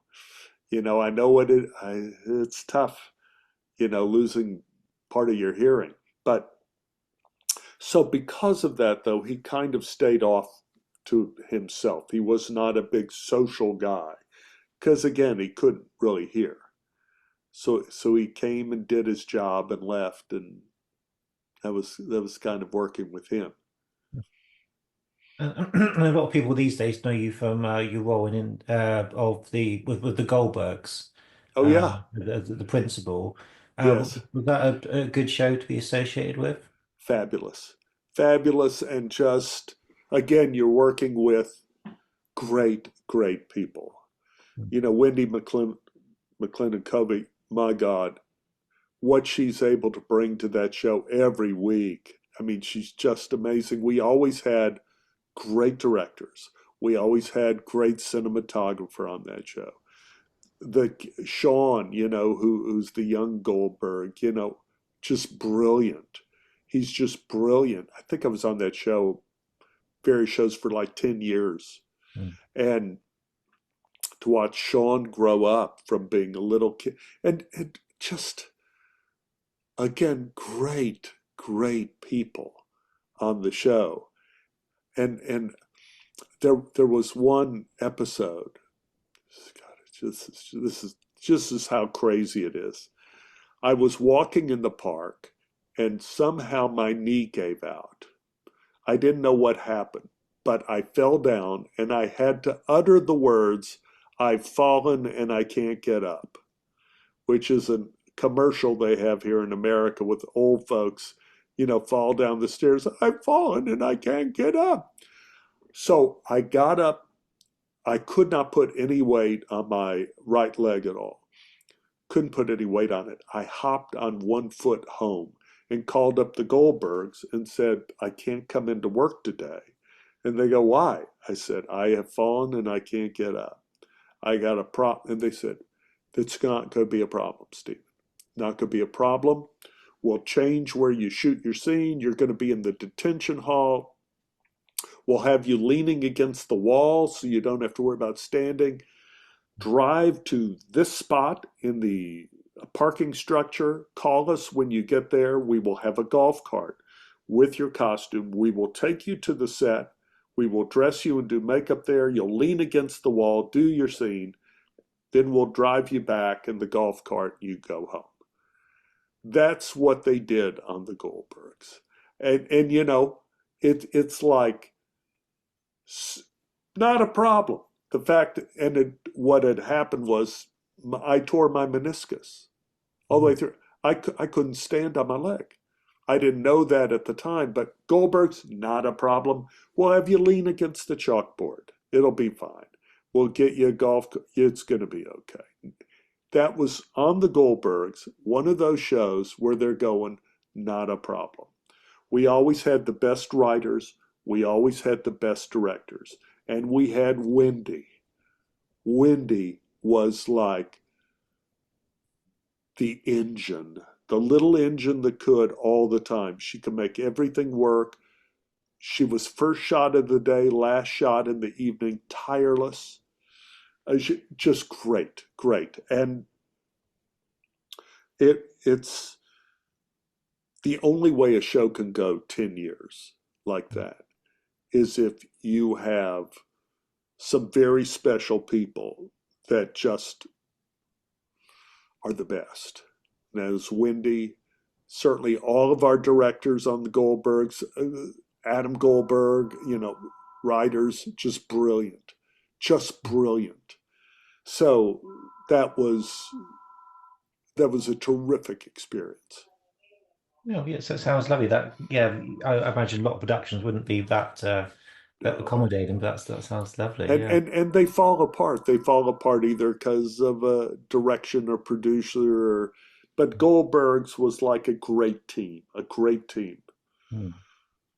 Of course, when you did, I think you did 8 episodes of Glee, and of course you have a very familiar surname. Was that a deliberate nod to Groundhog Day, or? Yeah, I think you know, that was a bad trick they played on me. You know, that was very, very funny. And but Glee was another example of like absolutely terrific people. You know, from Ryan to Leah Michelle, Corey, you know, my heart just cries for Corey. He was such a great person, and you know, and obviously he had some sort of drug problem. We didn't know, but to lose somebody at that early time in your life. But again, it was the people who worked on Glee were so good that, you know, whenever I felt slumming when I went there, you know, when I was doing my, you know, Ryer, when I was, it was about, I had my audition for Glee was memorable. I had just been to Iceland and I was thrown from a horse and I had a broken neck. And the doctor told me I had a fatal injury. And I said, like, well, doctor, words have a meaning. Fatal obviously isn't fatal. He says, well, this is why you're alive. Most people have a curve in their cervical spine like this. Your curve is opposite of a normal human being. So I was thrown from a horse off the side of this mountain and it hit me and it broke 5 vertebrae. Multiple breaks and even burst fracture in there. If it was this way, it would have snapped my spinal cord. I wouldn't have been able to walk. So I come back and I have this neck brace on and I'm sitting in the backyard trying to heal. And after about 4 or 5 weeks sitting back there, and I get a script for Glee. And my agent said, do you think you're up for auditioning? And I go, I just love this script so much. I said, I gotta go in. I gotta go in. And I thought, like, well, I can't go in with a broken neck. I'll never get the part. I couldn't drive, so my wife had to drive. Drove me to Paramount. I go to Ryan's office, Ryan Murphy's office, and where we're going to have the audition, and nobody's there. I think, well, this is crazy. Go to a Glee audition, no one's there. So I sit on the casting couch, and I think, I'm going to lie. I'm going to lie on my first date. And I took the brace off of my neck and hid it under the couch so no one would know. Because I thought this will be a buzzkill if I come in and say I have a broken neck. And I won't get the part. An assistant came in and said, oh, Mr. Tobolowsky, what are you doing here? I said, well, I have an audition for Glee. He goes, that's tomorrow. Tomorrow? Oh, I got to tell you, I pulled the brace out. I said, okay, you saved me. Because I was about to lie on my first date. So tomorrow, and I told him the whole story of me and my broken neck and the horseback on the mountain, the whole thing. So the next day, my wife again drives me, this time neck brace there. Ryan comes out, calls me in to meet the producers. He says, well, I hear you were about to lie on the first date. And I said, yeah, I have broken my neck, but this is what I'm going to do. For the audition, I told him the story about the horse in Iceland and all the broken vertebra and all that. My neck, this. I told him the whole neck story. I said, I'm going to take the brace off. If I cannot do this, I will just pick the brace up and walk out the room and it'll all be okay. No harm, no foul. But if I can finish the audition, it means I can do this. And so I did 2 scenes and I sang a song. And then I put the brace on and left, and they called up and said, well, you got the part. So I was able to, that was a great show to work on, just all the talent, Leah Michelle, all those people were so good. Again, you were just around people that were so talented. And I look at it now, I don't see how anything like Glee could be done again. Had all that talent on that show. Amazing. Yeah, sort of magic in the bottle, a bit like the Goldbergs, isn't it? Getting those kind of people together and Well, you have to get show people on Glee. You have to get people who can sing, dance, and act. Well, yeah, That's not easy. You know, to get all those people together that are Broadway stars together to do a TV show. They live in New York. It's crazy. But Ryan Murphy could do it, and he did it. It was just wonderful. Oh yeah. I've neglected to ask you when you did the Groundhog Jeep reunion. Brian Doyle Murray was back in his role, of course, Bill Murray's brother. Do you remember Brian at all? Yeah, Brian is, he was always a staple of sitcoms out here. And so Brian and I had been in lots of TV shows together. Now, he's always playing a drunk or a bum or something like that. It just suits his character. Occasionally, but I knew him very well from doing TV in Los Angeles. But I didn't know Bill at all. So, just meeting Bill was a whole different thing. Are they chalk and cheese, or are they fairly sort of similar in many ways? Or I think they're very different. I think, Brian, Bill is pickier about things. He's very particular about certain things, and Brian kind of rolls with the punches all the time. Bill is more of a leading man, and his brother, he's more of just like a drunk and has-been, like me in shows, so there's a different responsibility on you when you're going to have to be the leading person of a show, like Bill would be. no matter what movie it is or what, it's a much greater responsibility, both time-wise, energy-wise, and career-wise. You know, if you're in a show that bombs, then, you know, your career's kind of over. Whereas if you do stuff like, you know, Brian and I do, you can play supporting parts in shows that fail and you still can have a career. Oh yeah, yeah. The last question I had for Groundhog Day, of course, the end of the film, you sell him all the different insurance Yeah. policies. Um, I wonder, and the last line of the film, Bill says, "Oh, we let's move here. We'll rent to start," sort of suggesting that maybe he hasn't quite, you know, he's still, in some respect, recognizable where he began. Do you think once he realized the loop was over, do you think he cancelled all the insurance policies? That is so funny. What a funny question. I say no. I say Yeah. no. Yeah. I see that Bill has found the real gold in life is making other people's lives better. So I say yes, he kept them. He's changed enough as a person to Yes, do that. yes, yes. 'Cause I asked Danny that question, and he said he couldn't care less.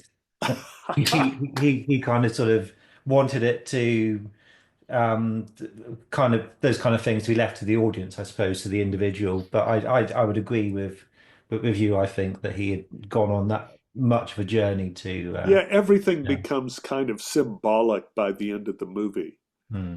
You know, it all becomes bigger than life. So I could see how both answers could be true. Hmm. And finally, I just want to ask, well, what is in the future for you? Because I know you have a very successful podcast. You're doing lots of TV. Is there things that you still want to do? You're shooting for? Well, I always enjoy working on a good script. Mhm. And you know, right now I'm involved with a couple of shows, maybe three, that four that I've done. Like with Netflix, you know, they never really determine what happens in Netflix. So, you know, I've done parts on a couple of good Netflix shows that I may come back on. I don't know. They haven't written it. They haven't asked me. You know, if they did, that would be fun. Uh, but like I tell my wife, you know, in a way, I've had my career. You know, my career's there. I've done it, and now the whole business has changed with streaming because very few people are doing like movies that have beginning, middles, and an end. You know, now they do Netflix and like let's do 8 shows and see what characters fly and what characters don't, and see where we're going with it. So, you know, I'm waiting to see if I'm part of, you know, any of the Netflix shows I'm in. And if that is, I'm happy to do it because the shows were good. And otherwise, I think I the business is changing a lot. So I've done 2 different pilots that are in 2 different formats. One is a pilot for a series that would be on TikTok, you know, and it's like, huh? And then another pilot that I just did in Woodstock, New York, about right now the show is called Woodstockers, and it's about 2 hippies, me and Corbin Burnson, who came to the rock festival in '68, 2 stoners, and we never left. So it's our life now. And Barbara Hershey's in it, Susan Rattan's in it, Gary Busey's in it. All of us old guys are in it. And what's well, I don't want to spill too much of the story, but right now we finished the pilot episode of that, and we're waiting to see how that comes together. But I think that could be very good. So again, with this business, you plant seeds and you wait and you see what grows, and as long as you keep planting those seeds, something good could happen. Yeah, yeah, it sounds very, very promising. I was intrigued by I don't know if this is correct or not, but you claim to have an extrasensory perception. Is that Oh correct? God, yeah, I Yeah. know. It's a such it's been such a pain in the ass, and you have to keep saying like, is this real or is it something else that's happening that we just call it ESP? I'll give you Mm. an example. I'll give you this is where it first happened. First happened, I had my wife and I, we were just married, we had a little baby. I had just done some TV shows and I got paid all the same day. $17,000. I had three checks that added up to $17,000 that I was going to take to the bank. And I felt like it's such a, I feel so great. I'm going to even be healthy and do this great way. And I'm going to ride my bike to the bank. And so I got on, rode to the bank, stood in line, reached in my pocket, pulled out, there was the deposit slip, and all three checks are gone. So somewhere, riding my bike, I had lost three checks. Now I break out into a cold sweat. I ride the 2 miles back to my house on my bike, and I tell Anne the checks, I had endorsed all the checks, they're gone. And she said, well, you claimed to have ESP, you better use it now. But she didn't say it as nicely as I said it then. She was much harsher. Mm. And I said, okay, just be quiet. And I just sat at the table and I thought, and I saw the checks in my head. And they were in midair up against a wire fence. And I go, okay, I saw the checks. They're up against a wire fence in the air. I'm going to go back the route I rode on my bicycle and see if there are any fences. I don't remember any fences. And she said, well, you drove by the LA River, right? And I go, yeah, yeah. She said, well, the LA River's surrounded by fences, so people don't like fall in and drown.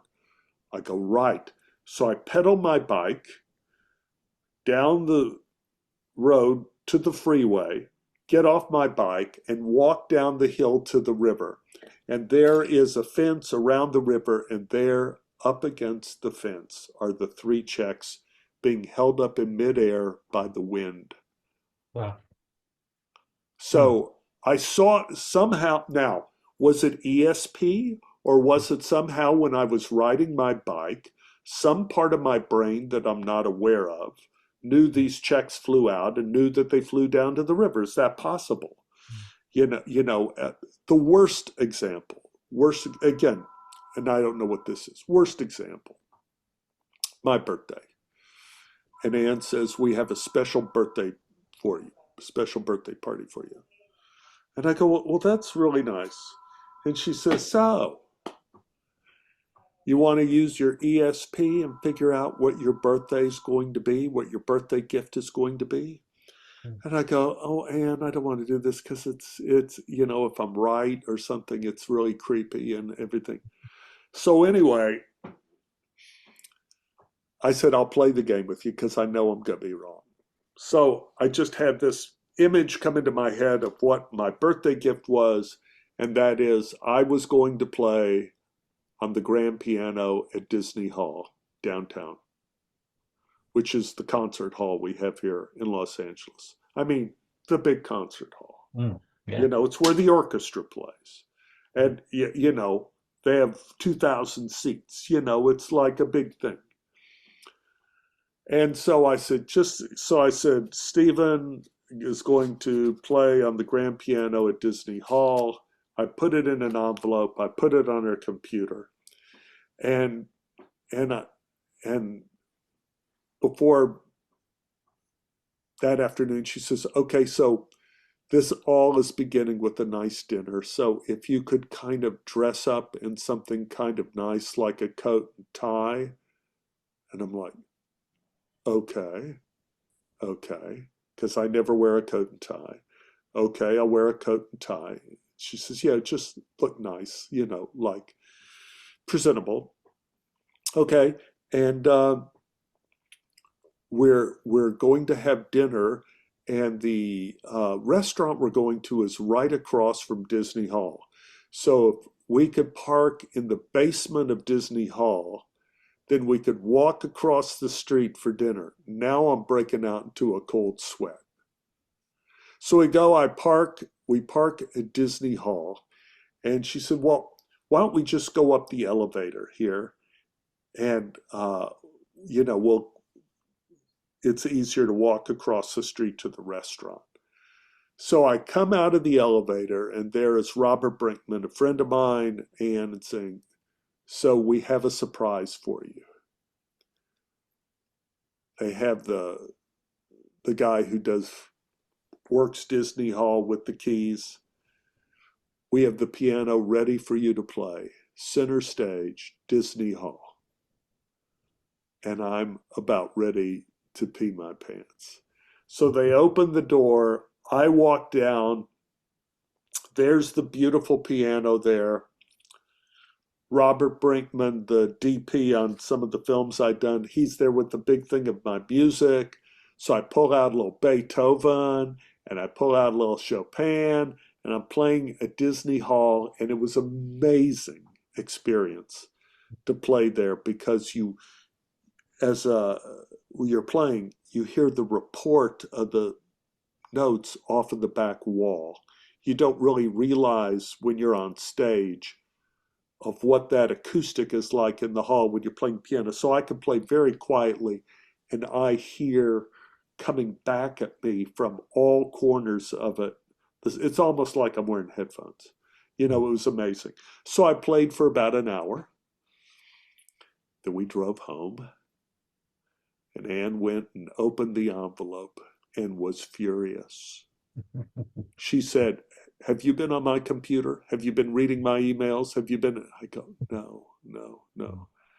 But sometimes it's come in very handy to have this ESP. But I don't know what it is or where it comes from or where it goes. But when was the first time you realized you had it?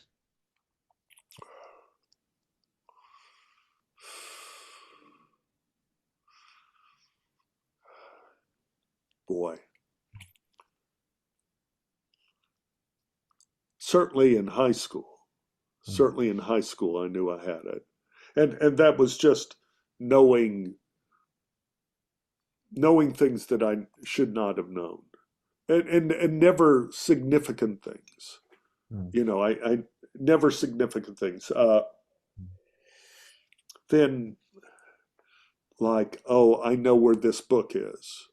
Someone's missing a book. Oh, I know where it is. And I go and pull it off, not in a library, but somebody left it up here on this shelf, and I'd be able to, I saw it. But I'd be able to find things that people wouldn't know I could find, or that's basically how it happens. Or I knew that if someone was going to call about something, I don't know. But it certainly was like magic, and it caused enough problems with my wife to where I'm okay doing without the ESP, but it was, I've had those experiences. I bet a lot of people do in some way. You've never done the card thing of sort of telling somebody what a card is, like Bill Murray in Ghostbusters, or No, more sort of more not as tangible as that. It's more sort of like no, not like what's Mm. this? No, I don't. But it was just like the checks. How did I know? How did I see that vision of the checks, which was not in view from the road? Was down the hill up against the fence. So how did I have the view as if I was standing down there and see the 3 checks against the fence? It's crazy. But I don't know. I'm also the same time that I show up places the wrong day. So the ESP didn't help there. I think it's probably a lovely place to end it, really. And unless there's any sort of final comments you want to make about Groundhog Day or any moments that you particularly enjoy as a fan or anything like that. I just think it I know people set out to do a work of art that becomes as important as Groundhog Day. That, they always envision that they want to be in The Wizard of Oz or something, an evergreen, something that's always good. And the reason why it's good is because it's a simple story that unites and doesn't tear us apart, brings us together, and ultimately speaks to the goodness of people. And I think that is the thing that makes Groundhog Day so special and pulls us together. Yeah, I think that's a very nice way of putting it. And it's one of those films that, as you said, has so wonderful technicians, wonderful cast, the music by George Fenton. Oh, Everything works so beautifully. yes, No. yes, everything works so beautifully. And uh, as Harold Ramis said, it is the perfection of the human soul is what it's about. And most people would not be able to take on that kind of story without filling it with something that was either religious or political or something, as opposed to just something that's above, transcends all of that, and just goes to love and goodness. But it's almost like the concept of the Force for Star Wars. It's not. It doesn't alienate anybody. It's something we can all kind of find a jumping on point. So, Yes, and I think lots of religious groups have said, "Oh, this is clearly, our faith or this," and of course it has that kind of universal appeal, I think. right, right. And there, people always long to be part of something greater than themselves. So you just have to be smart with what you choose.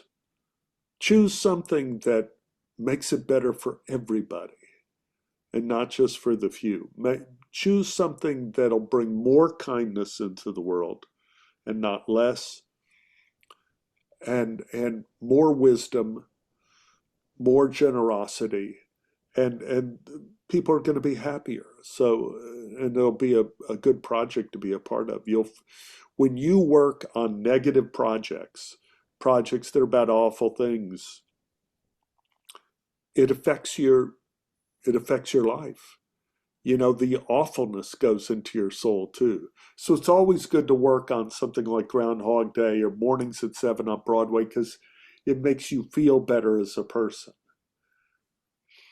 Hmm. Yeah, I think that's quite a lovely, yeah, lovely thing to take away from it, and probably lovely way to end our chat. Thank you, Stephen, for talking to me. It's been Well, very it's such a pleasure. It's enjoyable. so that we finally did it and we got this Zoom Mm. thing happening. That's great. We did. We got there in the end. Yeah. Yeah.